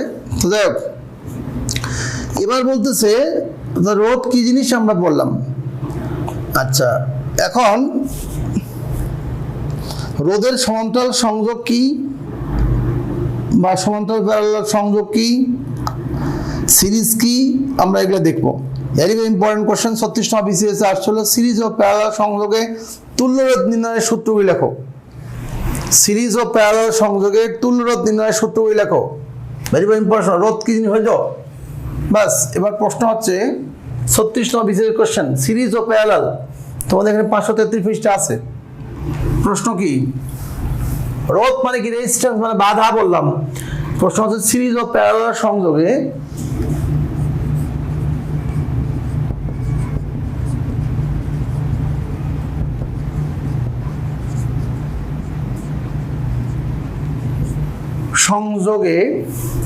তুল্য রোধ নির্ণয়ের সূত্রগুলি লেখো। তুল্য রোধ,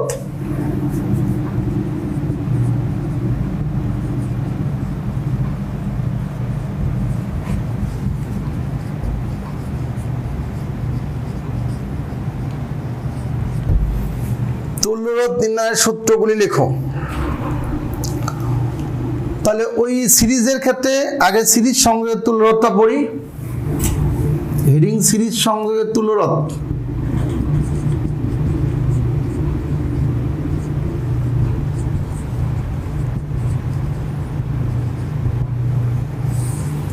সিরিজ সংযোগের তুল্যরোধ কি হবে?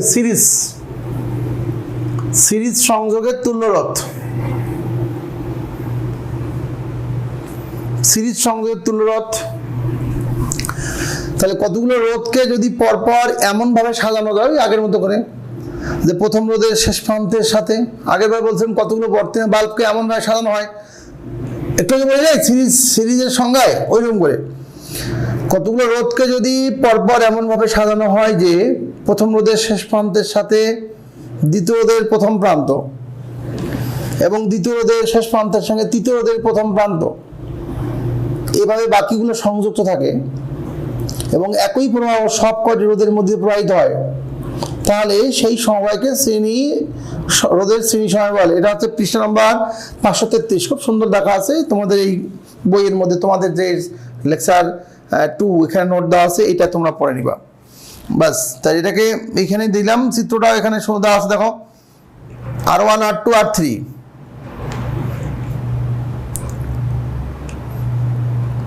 R1 R2 R3 মানে একই রকম তিনটা রোধ খালি দিছি।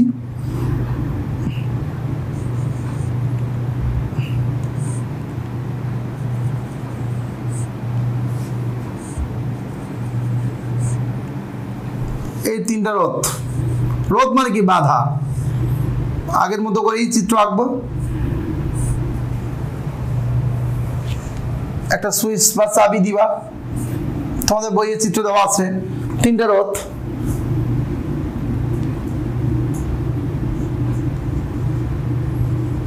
R1 R2 R3। কতগুলো রোধকে যদি এমনভাবে সাজানো হয় যে প্রথম রোধের শেষ প্রান্তের সঙ্গে দ্বিতীয় রোধ, দ্বিতীয় রোধের শেষ প্রান্তে তৃতীয় রোধ, এইভাবে পর্যায়ক্রমে সংযোগ করা এবং একই বিদ্যুৎ প্রবাহ সাপ্লাই করা হয়, একই বিদ্যুৎ প্রবাহ সাপ্লাই করা হয়, একই রকম বিদ্যুৎ প্রবাহ সাপ্লাই করা হয়। তাহলে এটা একটু উল্টা বোধ হচ্ছে, এটা প্লাস এটা মাইনাস। তাহলে একই যদি সাপ্লাই করা হয় সেক্ষেত্রে আমরা একই বিদ্যুৎ, তাহলে সেটাকে আমরা কি বলবো? সেই সমবায়কে রোধের শ্রেণী সমবায় বলে। এটা হচ্ছে শ্রেণী সমবায় রোধ। এখন এখানে তিনটা রোধ আছে, তাহলে এটাকে ABCD দিয়ে মার্ক করছে। এখানে A, এটাকে B, C, D সংযোগ বিন্দু। তাই বলতেছে চিত্রে R1 R2 রোধকে B বিন্দুতে, R1 আর R2 কে B দিয়ে সংযোগ করছে, R2 R3 কে কি R3 C বিন্দু দিয়ে সংযোগ করছে না, এই সংযোগ করছে। তাহলে শ্রেণী সমবায়ের তুল্যরোধের সূত্রটা হচ্ছে, তুল্যরোধ মানে কি? সমষ্টি, যোগফল আর কি, সমষ্টি। অর্থাৎ তুল্যরোধ হচ্ছে RS সমান সব যোগ, R1 প্লাস R2 প্লাস কি R3 dot dot dot dot RN পর্যন্ত। এই অর্থাৎ শ্রেণী সমবায়ে সজ্জিত সকল রোধের সমষ্টির তুল্যরোধের সমান। তুল্যরোধকে RS দ্বারা প্রকাশ করে। তুল্যরোধ কি দ্বারা প্রকাশ? RS। শ্রেণী সমবায়ে সকল রোধের সমষ্টির তুল্যরোধের সমান, সকল রোধের সমষ্টির তুল্যরোধের সমান। এটা হচ্ছে সিরিজ সমবায় তুল্যরোধ। তাহলে চিত্রটা দিবা আর একটু দিবা, বলবা চিত্রে R1 R2 সুন্দর এখানে দেওয়া আছে নোটের মধ্যে, এটাই ফলো করে নিবা। এটাই। আর তোমরা সিরিজ বর্তনী যখন বুঝাইছি, সিরিজ তুল্যরোধটা এইভাবে, তার তুল্যরোধকে আমরা কি দিয়ে প্রকাশ করি? RS।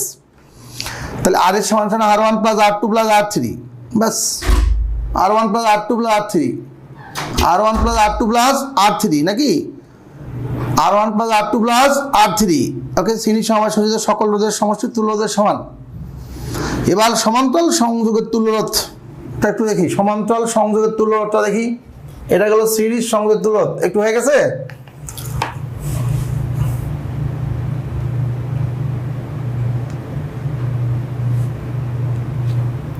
বাস, এবার লাগবো সমান্তরাল সংযোগের তুল্যরোধ।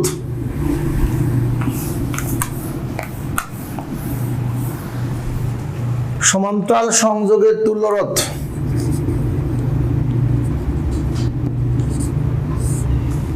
ওই একই রকম। আগের বার সংখ্যা 2 বা ততোধিক রোধকে যদি এমনভাবে সাজানো হয় যে এদের সবার এক প্রান্ত একটি সাধারণ বিন্দুতে এবং অপর প্রান্তগুলি অন্য একটা সাধারণ বিন্দুতে সংযুক্ত থাকে, তাহলে প্রত্যেকটি রোধের 2 প্রান্তের একই বিভব পার্থক্য বলা থাকে, তাহলে সেই সমবায়কে কি বলবো? রোধের সমান্তরাল সমবায়। সমান্তরাল চিত্র আগের মতো করে 3টা রোধ থাকবে।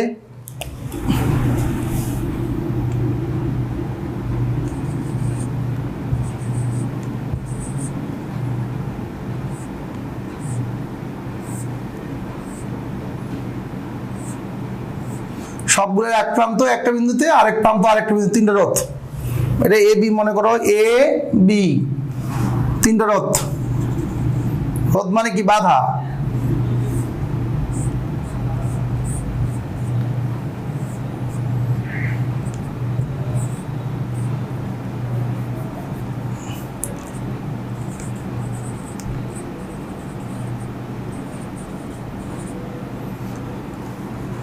R1 R2 R3 3টা রোধ। R1 R2 R3, তাই না? চিত্রে 3টি রোধ R1 R2 রোধগুলোর এক প্রান্ত এ বিন্দু অপর প্রান্ত বি বিন্দু যুক্ত করা হয়েছে। সমান্তরাল সমবায় বর্তনীর মোট তুল্য রোধের সূত্রটা আছে এখানে পি তে প্যারালাল, তো তুল্য রোধের সূত্রটা হচ্ছে, এটা হচ্ছে ব্যস্তানুপাতিক, অর্থাৎ সমান্তরাল সমবায়ে সজ্জিত প্রতিরোধের বিপরীত রাশির সমষ্টি তুল্য রোধের বিপরীত রাশির সমান, অর্থাৎ ব্যস্তানুপাতিক। এটা আরপি, তুল্য সমান্তরাল আরপি, তো 1/rp সমান সমান 1/r1 plus 1/r2 plus 1/r3 dot dot dot dot 1/rn ব্যস্তানুপাতিক। এটাকে বলা হচ্ছে সমান্তরালে সমবায়ে সজ্জিত প্রতিরোধের বিপরীত রাশির সমষ্টি তুল্য রোধের বিপরীত মানের রাশির মানের সমান। এই ডট ডট ডট rn পর্যন্ত দিবা তোমরা, তোমাদের এখানে rn দেয় নেই, তোমাদের শীটের মধ্যে শুধু দিছে R3 পর্যন্ত দিছে। তো এইভাবে আর কি dot dot dot dot rn পর্যন্ত যাবে। তো এটা হচ্ছে ব্যস্তানুপাতিক, ওটা হচ্ছে ডাইরেক্ট সমান সমান সমষ্টির সমান। আমার কথা কি বোঝা গেছে কিনা? তো সিরিজ অফ প্যারালাল সংযোগের তুল্য রোধ নির্ণয়ের সূত্রগুলি এই দুটাই সূত্র। একটা হচ্ছে আর এর সমান সমান R1 plus R2 plus R3, একটা 1/rp 1/rp সমান 1/r1 1/r2 1/r3 এভাবে। কথা কি বুঝতে পারছো না? তাহলে সিরিজ বর্তনী আর প্যারালাল বর্তনীর সংজ্ঞা যে পারবে, সে সিরিজ ও প্যারালালের তুল্য রোধ নির্ণয়ও পারবে। বাস 19 নম্বর কোশ্চেন বলছে বর্তনীতে অভ্যন্তর রোধের কাজ কি? এখানে রোধ মানে কি? আর অভ্যন্তর রোধকে ছোড়াতে আর দ্বারা বলা হয়। বিদ্যুৎ প্রবাহ হচ্ছে আই, তড়িৎ চলক বন্ধের সম্পর্ক হচ্ছে আই ইন্টু ই ভাগ আর প্লাস আর। বহিবর্তনী রোধ আর, আর অভ্যন্তরীণ রোধ কি? আই। এই দুটার যোগফল আর কি থাকবে, এই দুটার যোগফল দিয়ে ভাগ করবা। তাহলে ব্যাপারটা হচ্ছে যে রোধ মানে কি? বাধা। বাইরের বর্তনীর সাথে ভেতরের বর্তনীর রোধটা যোগ করতে হবে, বাইরের বর্তনীর রোধ আর ভেতরের বর্তনীর রোধ যোগ করতে হবে। এই দুটা যোগ করতে হবে তোমাকে, এই দুটা যোগ করলে তুমি এটার ব্যস্তানুপাতিক পাবে। রোধ রোধ রোধ রোধ বিদ্যুৎ প্রবাহ হচ্ছে কি? রোধ মানে বাধা, বাধা যত বেশি হবে বিদ্যুৎ প্রবাহ তত কম প্রবাহিত হবে। বাস। এখানে বলছে ওহমস ল কি? ওহমের সূত্রটা very very important. Ohm's law কি? উনি বলছেন তাপমাত্রা স্থির রেখে, তাপমাত্রা যদি স্থির রাখো তাহলে এখানে 20 ভোল্ট আছে, এর পাশে 20 ভোল্ট আছে, এটা দিয়ে বিদ্যুৎ যাবে না। বিজ্ঞানী ওহম বলতেছেন এখানে 20 ভোল্ট আছে, এখানে 20 ভোল্ট আছে, বিদ্যুৎ যাবে না। এক পাশে 19, এক পাশে 20 বিদ্যুৎ যাবে। এক পাশে 1, এক পাশে 19 আরো বেশি যাবে। উনি বলছেন তাপমাত্রা স্থির থাকলে বা স্থির তাপমাত্রায় কোনো পরিবাহীর দুই প্রান্তের কোনো পরিবাহীর মধ্য দিয়ে প্রবাহিত বিদ্যুতের পরিমাণ, ওহমের সূত্রটা কি? তাপমাত্রা স্থির থাকলে, আই রিপিট, তাপমাত্রা স্থির থাকতে হবে, তাহলে কোনো পরিবাহীর মধ্য দিয়ে প্রবাহিত বিদ্যুতের পরিমাণ তার দুই প্রান্তের বিভব পার্থক্যের সমানুপাতিক। তাপমাত্রা স্থির থাকলে কোনো পরিবাহীর মধ্য দিয়ে প্রবাহিত বিদ্যুতের পরিমাণ তার দুই প্রান্তের বিভব পার্থক্যের সমানুপাতিক। তাপমাত্রা স্থির থাকলে কোনো পরিবাহীর মধ্য দিয়ে প্রবাহিত বিদ্যুতের পরিমাণ তার দুই প্রান্তের বিভব পার্থক্যের সমানুপাতিক। কোনো পরিবাহীর মধ্য দিয়ে প্রবাহিত বিদ্যুতের পরিমাণ তার দুই প্রান্তের কি বলেছি বলো? বিভব পার্থক্যের সমানুপাতিক। বিভব পার্থক্যের কি বলছি? সমানুপাতিক। ওকে, তার মানে এটা এখানে দেওয়া আছে, এখানে এবি দিয়ে দিয়েছে, আমি এবি ছাড়াও করতে পারি। তোমাকে এটা ওহমের সূত্রের ব্যাখ্যাটা হচ্ছে এরকম, দুই প্রান্তের বিভব পার্থক্য সমানুপাতিক, আই সমানুপাতিক ভি। তার মানে এখানে ভি এ ভি দিচ্ছে, আই সমানুপাতিক কি বলো ভি, এখানে ভির মানটা যদি আমরা সমানুপাতিক উঠাই দেই, তাহলে সমানুপাতিক উঠাই দিলে এখানে জি বলতে পারি। তা আই সমান সমান জি ভি, এখানে জি একটি সমানুপাতিক ধ্রুবক,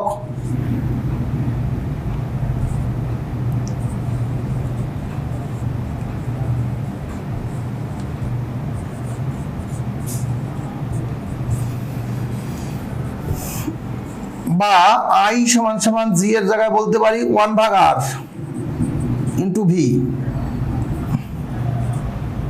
এখানে সাইড নোট দিতে পারি জি সমান সমান 1/r। তোমাদের শিটে তাই করছে,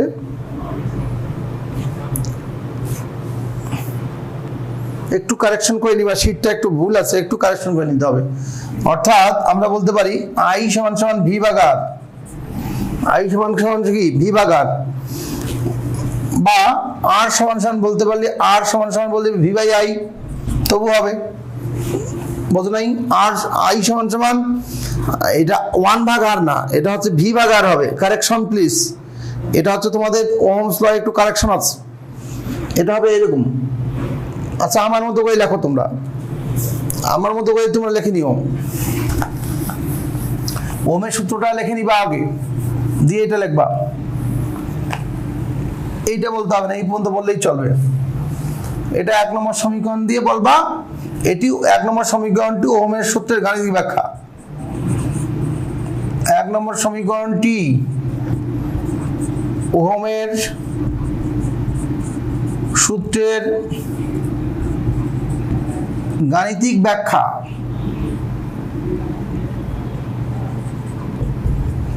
কথা কি স্যার বুঝতে পেরেছে কিনা? তাহলে আমরা লিখি, আমরা একটু ওহমের সূত্রটা বলি, আবার বলছি যে স্থির তাপমাত্রায় কোনো পরিবাহীর মধ্য দিয়ে প্রবাহিত বিদ্যুতের পরিমাণ, লেখো সূত্রটা পরে, এই ইকুয়েশন পরে লিখবা যে স্থির তাপমাত্রায় কোনো পরিবাহীর মধ্য দিয়ে প্রবাহিত বিদ্যুতের পরিমাণ, স্থির তাপমাত্রায় কোনো পরিবাহীর মধ্য দিয়ে প্রবাহিত বিদ্যুতের পরিমাণ তার দুই প্রান্তের বিভব পার্থক্যের সমানুপাতিক। স্থির তাপমাত্রায় কোনো পরিবাহীর মধ্য দিয়ে প্রবাহিত বিদ্যুতের পরিমাণ তার দুই প্রান্তের বিভব পার্থক্যের সমানুপাতিক। মাথা না, স্থির তাপমাত্রায় কোনো পরিবাহীর মধ্য দিয়ে প্রবাহিত বিদ্যুতের পরিমাণ তার দুই প্রান্তের বিভব পার্থক্যের কি বলেছি বলো, সমানুপাতিক। ব্যাস, এবার লিখবে গাণিতিক ব্যাখ্যা। গাণিতিক ব্যাখ্যা লিখে এটা লিখবে গাণিতিক ব্যাখ্যা।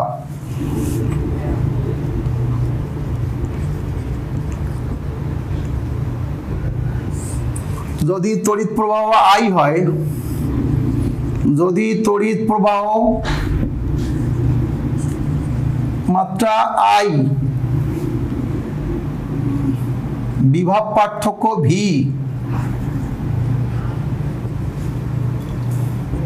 রোধ আর হয়, তবে ওহমের সূত্র অনুযায়ী লেখা যায়, ওহমের সূত্রানুযায়ী লেখা যায় এই আই সমানুপাতিক ভি দিয়ে এটা লিখবা, আমার মতো করে দিয়ে দাও। আই সমান সমান জি ভি, জি এর মানটা এখানে বসাই দিয়েছি আমরা, জি এর মান আছে 1/r, জি এর মান বসাই 1/r গুণ করলে v/r, তাই সমান সমান কি হল v/r, অথবা r সমান সমান v/i দিয়ে 1 নম্বর সমীকরণটি ওহমের সূত্রের গাণিতিক রূপ। আশা করি বুঝতে পেরেছো। 1 নম্বর সমীকরণটি ওহমের সূত্রের কি বলছি বলো, গাণিতিক রূপ।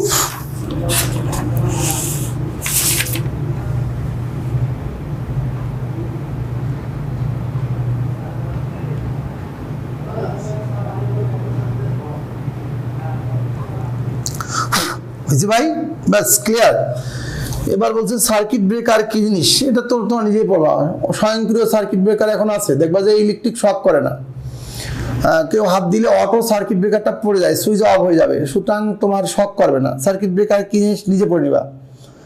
সার্কিট ব্রেকার স্বয়ংক্রিয় অফ হয় কেন, এগুলো পড়ে নিও, নিজে পড়ে নিও। ফিউজ কি জিনিস, জিএফআই কি জিনিস, গ্রাউন্ড ফল্ট সার্কিট, এটা একটা সার্কিট ব্রেকারে। GFI ground fault circuit interrupter, মানে অনাকাঙ্ক্ষিত বিদ্যুৎ দুর্ঘটনার হাত থেকে রক্ষা করে সার্কিট ব্রেকারগুলো। সিরিজ সার্কিটকে অনেক কয়েকটা সার্কিট ব্রেকারকে পাশাপাশি লাগালে তার নাম সিরিজ সার্কিট ব্রেকার। আচ্ছা, এখন আমার ভেরি ভেরি ইম্পর্টেন্ট দুটো সূত্র আছে, একটা হচ্ছে কারশফের ভোল্টেজ ল, কারশফের কি বলছি ভোল্টেজ ল, আর কারশফের কারেন্ট ল। কারশফের ভোল্টেজ ল আর কারশফের কি কারেন্ট ল, এটা কি পরের চ্যাপ্টারও আছে নাকি দেখি তো একটু।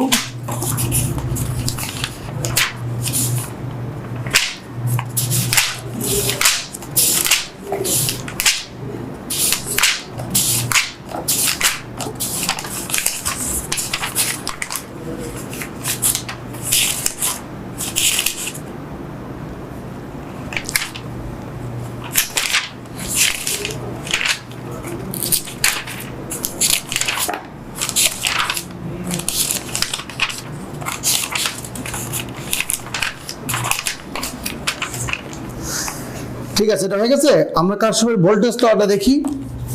কারশফের একটা ভোল্টেজ ল আছে, কারশফের একটা কারেন্ট ল আছে, দুটো সূত্র মুখস্থ রাখতে হবে একটু। হ্যাঁ, কারশফের ভোল্টেজ ল, কারশফের ভোল্টেজ ল হচ্ছে একটি তড়িৎবর্তী নির্দিষ্ট অংশে আবদ্ধ পথে সকল বিভাগের বীজগণিতিক সমষ্টি হবে শূন্য। কারশফের ভোল্টেজ সূত্র বা ভোল্টেজ ল, কারশফের ভোল্টেজ সূত্র বা ভোল্টেজ ল,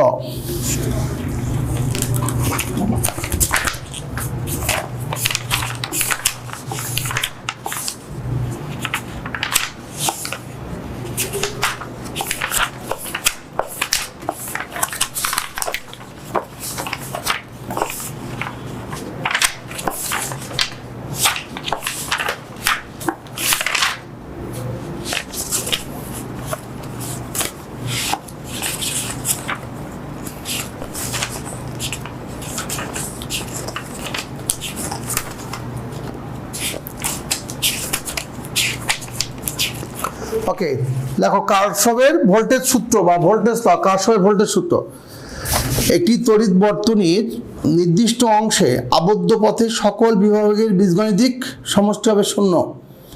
সকল বিভাগের বীজগণিতিক সমষ্টি হবে শূন্য। কি বলছি বলো, দেখো একটি তড়িৎ বর্তনীর নির্দিষ্ট অংশে আবদ্ধ পথে সকল বিভাগের বীজগণিতিক সমষ্টি হবে কি শূন্য। দেখো তোমাদের এখানে চিত্রে একটা দেওয়া আছে, তোমরা তোমাদের বইয়ে দেখবে এখানে একটা বর্তনী আঁকছে, তিনটা রোধ দেওয়া আছে, R1 R2 R3, তিনটে রোধ।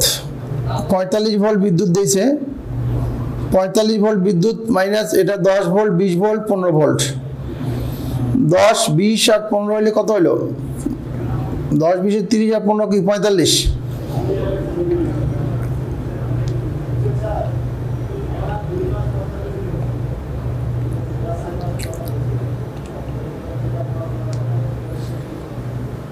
আচ্ছা তোমাদের এইটা আমি কারশফের ভোল্টেজ লটা এখানে অত ভালো নেই, আমি একটা ভালো তোমাদেরকে ভোল্টেজ ল এর একটা ভালো ইয়া দিয়ে দেবো, নাকি আগেরটায় পড়াইছি নাকি, আগের চ্যাপ্টারে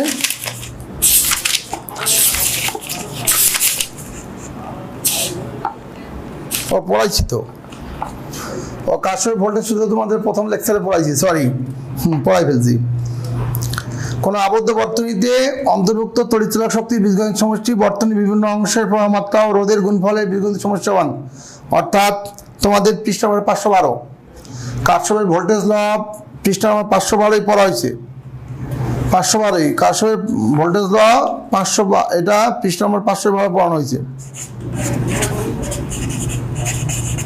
সুতরাং এটা আমাকে কষ্ট করতে হলো না। আচ্ছা কারেন্ট লটা বলি, কারশফের ভোল্টেজ ল হয়েছে, ভোল্টেজ ল প্রথম লেকচার 1 এ পড়াইছি, লেকচার 1 এ ভোল্টেজ ল পড়াইছি ভাই, সুতরাং এখানে লেকচার 2 তে আর পড়ার দরকার নেই। এখানে কারেন্ট ল দেওয়া আছে, তাহলে এখানে 25 নম্বর কোশ্চেনটা তোমার রিপিট। এখানে 512 পৃষ্ঠায় দেখো, 512 পৃষ্ঠা দেখবা, অর্থাৎ তোমাদের প্রথম লেকচার 1 এ অবশ্যই পড়াইছি, তাই তো বলছি যে মাথায় আসতেছে পড়াইছি মনে হয়। 512 পেজ, 38 নম্বর বিসিএস আসছিল, 512 পেজ দেখো, ওইটা আছে ভোল্টেজ ল, 512 পেজ, 512 পেজে প্রথম লেকচার 1 এ পড়াইছি। এখানে কারশফের কারেন্ট ল, এটা সোজা কারেন্ট ল বলতেছে তড়িৎ বর্তনীর কোন সংযোগ বিন্দুতে প্রবাহিত সকল বিদ্যুৎ প্রবাহের বীজগণিতিক সমষ্টি শূন্য। আচ্ছা, এটা মুছে দিলাম, এটা ওহমের সূত্রের গাণিতিক ব্যাখ্যার গল্প শেষ।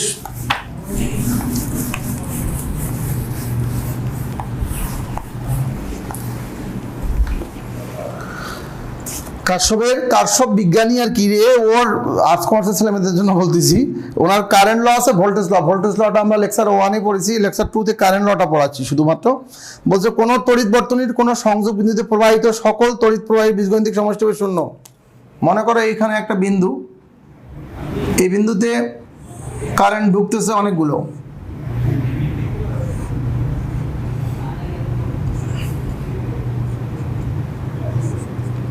মনে করে দিলাম আমরা এটা 1 I1 I2 I3 বের হয়ে যাবে এই দিক দিয়ে, এটা হচ্ছে I4 I5, মনে করো। তো উনি বলতেছেন যে এই তিনটা সমান সমান এই দুটা, ওনার সূত্র আছে I1 plus I2 plus I3 সমান I4 প্লাস I5। এটাকে যদি একসাথে করি, অতএব আমরা লিখতে পারি I1 plus I2 plus I3 minus I4, এই পাশে আনলে মাইনাস হবে না, মাইনাস I5 সমান সমান 0। উনি বলতেছেন যে তড়িৎ বর্তনীর কোন সংযোগ বিন্দুতে প্রবাহিত সকল তড়িৎ প্রবাহের বীজগণিতিক সমষ্টি হবে শূন্য। এটা আগে লিখবা, কি লিখবা? তড়িৎ বর্তনীর কোন সংযোগ বিন্দুতে প্রবাহিত সকল তড়িৎ প্রবাহের বীজগণিতিক সমষ্টি শূন্য।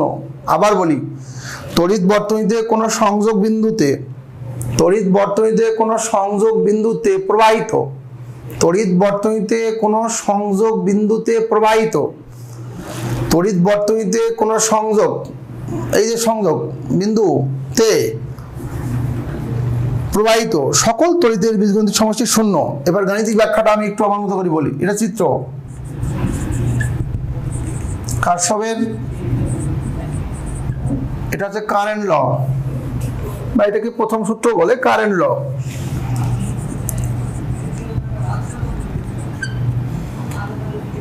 কারশফের কারেন্ট ল চিত্র, গাণিতিক ব্যাখ্যা লেখো, গাণিতিক ব্যাখ্যা।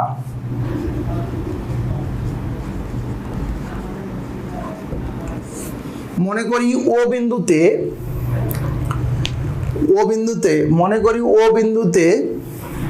তিনটি ভিন্ন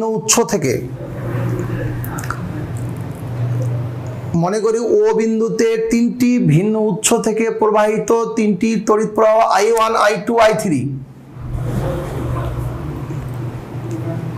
মনে করি ও বিন্দুতে তিনটি ভিন্ন উৎস থেকে তড়িৎ প্রবাহ I1 I2 I3 মিলিত হচ্ছে। মনে করি ও বিন্দুতে তিনটি ভিন্ন উৎস থেকে তড়িৎ প্রবাহ I1 I2 I3 মিলিত হচ্ছে,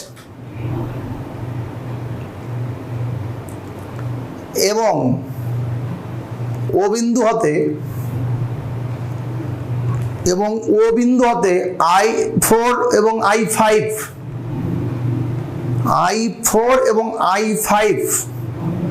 দুটি তড়িৎ প্রবাহ ভিন্ন পথে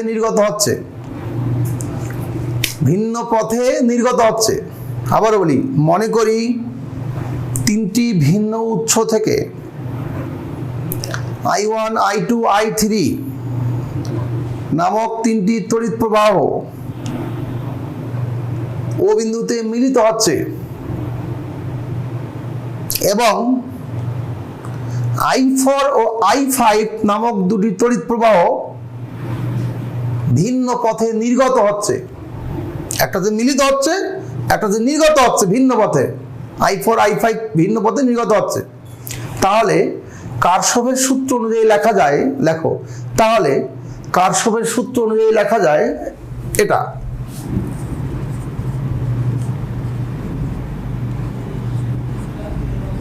কারশফের সূত্র অনুযায়ী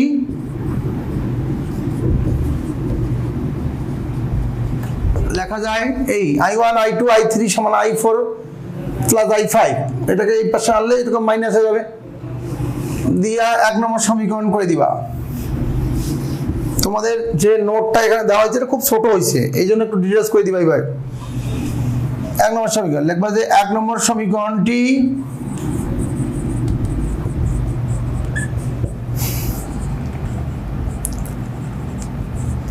কারশফের সূত্রের, কারশফের কারেন্ট লয়ের এর গাণিতিক সমীকরণ।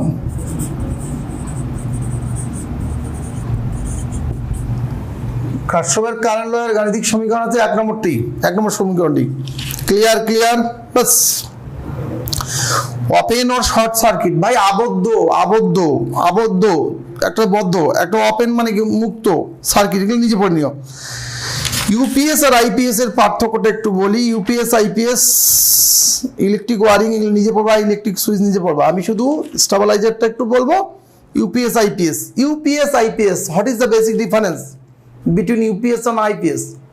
UPS uninterrupted power supply, this is uninterrupted, uninterrupted মানে কি নিরবিচ্ছিন্ন।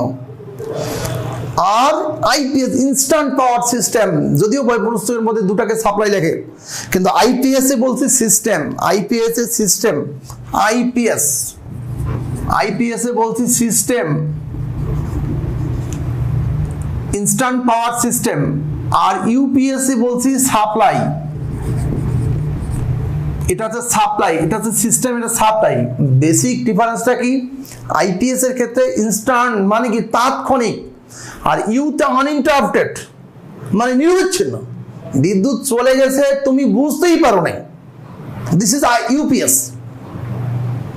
বিদ্যুৎ চলে গেল, তোমার কম্পিউটার অফ হলো না, আমার কি ইউপিএস আছে, UPS uninterrupted, uninterrupted power supply, this is UPS. IPS instant power system, instant, instant মানে কি বিদ্যুৎ চলে গেছে তুমি বুঝতে পারলে, একটু শব্দ করে একটু। অর্থাৎ আইপিএস এর ক্ষেত্রে 0.1 সেকেন্ডের জন্য বিদ্যুৎ সংযোগ বিচ্ছিন্ন হবে। আইপিএস এর ক্ষেত্রে 0.1 সেকেন্ডের জন্য বিদ্যুৎ সংযোগ বিচ্ছিন্ন হবে। আইপিএস এর ক্ষেত্রে 0.1 সেকেন্ডের জন্য বিদ্যুৎ সংযোগ বিচ্ছিন্ন হবে। ইউপিএস এর ক্ষেত্রে বিদ্যুৎ সংযোগ বিচ্ছিন্ন হবে না। আইপিএস এর ক্ষেত্রে 0.1 সেকেন্ডের বিদ্যুৎ সংযোগ বিচ্ছিন্ন হবে, আর ইউপিএস এর ক্ষেত্রে হবে না। বাস বেসিক পার্থক্যই একটাই, আর বাকি তো স্টোরেজ করা হয়, এখানে চার্জিত করা হয় ব্যাটারিকে। ব্যাটারি ছোট ইউপিএস এর, তাই ক্যাপাসিটি কম, আইপিএস এর ব্যাটারি বড় তাই ক্যাপাসিটি বেশি। আমার কথা কি বোঝো নাই? তো ইউপিএস হচ্ছে আনইন্টারাপ্টেড পাওয়ার সাপ্লাই, অর্থাৎ যতটুকু থাকবে তোমার ইলেকট্রিসিটির একটা কন্টিনিউয়াস সাপ্লাই থাকবে, কখনোই বিচ্ছিন্ন হবে না, ওটা চার্জ শেষ ওটাও শেষ। আর আইপিএস এর ক্ষেত্রে ইনস্ট্যান্ট পাওয়ার সিস্টেম মানে এটা কিছুক্ষণ, অর্থাৎ 1 সেকেন্ডকে 10 দিয়ে ভাগ করলে, অর্থাৎ 0.1 সেকেন্ডের জন্য বিদ্যুৎ সংযোগ বিচ্ছিন্ন হবে, তার নাম হচ্ছে আইপিএস। আর 0.1 সেকেন্ড মানে কি কখনোই বিচ্ছিন্ন হবে না, তার নাম কি ইউপিএস, অর্থাৎ ব্যাটারি শেষ হলে একমাত্র বন্ধ হবে।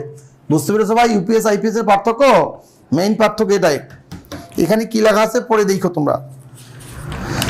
ভোল্টেজ স্টেবিলাইজার কি? ভোল্টেজ স্টেবিলাইজার কি? স্টেবল করে, ভোল্টেজকে স্টেবল করে বা স্থির করে, তোমার চাহিদা মাফিক ভোল্টেজ সাপ্লাই করে, দিস ইজ ভোল্টেজ স্টেবিলাইজার। তোমার লাগবে 220 ভোল্ট, তোমার যদি এখানে 150 ভোল্টের বিদ্যুৎ আসে তো তোমার ফ্রিজ চলবেই না। এই জন্য আমরা দামি যন্ত্রপাতি ইউজ করার সময় আমরা স্টেবিলাইজার লাগাই, অর্থাৎ তোমার চাহিদা মাফক ভোল্টেজকে ওখানে স্টেবল করে 220 ভোল্ট সাপ্লাই করবে, ভালো স্টেবিলাইজার হইলে। বোঝনি কথাটা? আবার যদি উচ্চ ভোল্টেজের বিদ্যুৎ কখনো আসে তাহলে ভোল্টেজ স্টেবিলাইজার সেটাকে বাধা দেবে, হয় ভোল্টেজ স্টেবিলাইজার নিজে নষ্ট হবে তবু তোমার যন্ত্রকে সুরক্ষিত করবে। এই জন্য দামি যন্ত্রপাতি ব্যবহারের সময় আমরা ভোল্টেজ স্টেবিলাইজার লাগাই। স্টেবিলাইজার স্টেবল করে মানে স্থির করে, ভোল্টেজকে স্থির করে, ফর দ্যাট কজ কি স্টেবিলাইজার। তা ভোল্টেজ কি স্থির বা স্টেবল করে তার নাম কি স্টেবিলাইজার। কথা কি বোঝো নাই? ভোল্টেজ কি স্থির করে তার নাম কি ভোল্টেজ স্টেবিলাইজার। এটা দুইটা আছে, লিনিয়ার আছে, সুইচিং আছে। এগুলার ব্যবহারগুলো পড়ে নিবা তোমরা। লিনিয়ার আছে, সুইচিং আছে। ওকে, ব্যাস এই ছিল আমাদের সুইচ, বৈদ্যুতিক সুইচ, ইলেকট্রিক ওয়ারিং, এগুলো তোমার নিজে পড়িবা। লেকচার 2 এর গল্প আমি ইনব্রিফ পুরোটা আবার বলবো।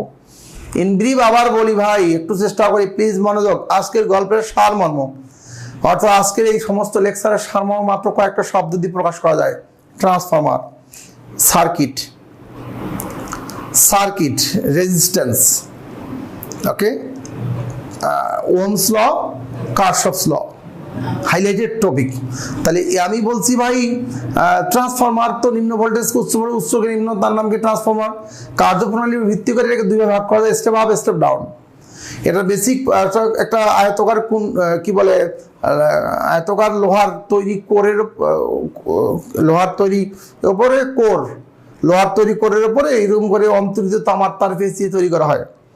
অন্তরিত মানে হচ্ছে ওই যে ভেতরে যেটা থাকে আর কি, তারের ভেতরে, হ্যাঁ, মানে তামার তার ডাইরেক্ট পেঁচায়।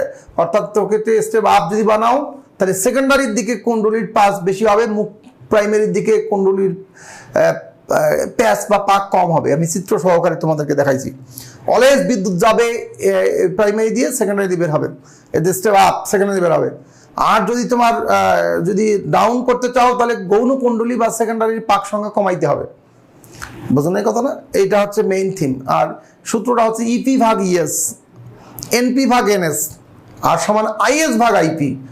আইএস এর নিচে হবে আইপি, ওটা কিন্তু উল্টা, বুঝো নাই এস এর ক্ষেত্রে। ব্যাস, এরপর আমরা বলছি যে সার্কিট তড়িৎ প্রবাহ চলাচলের সম্পূর্ণ পথ সিরিজ আর প্যারালাল।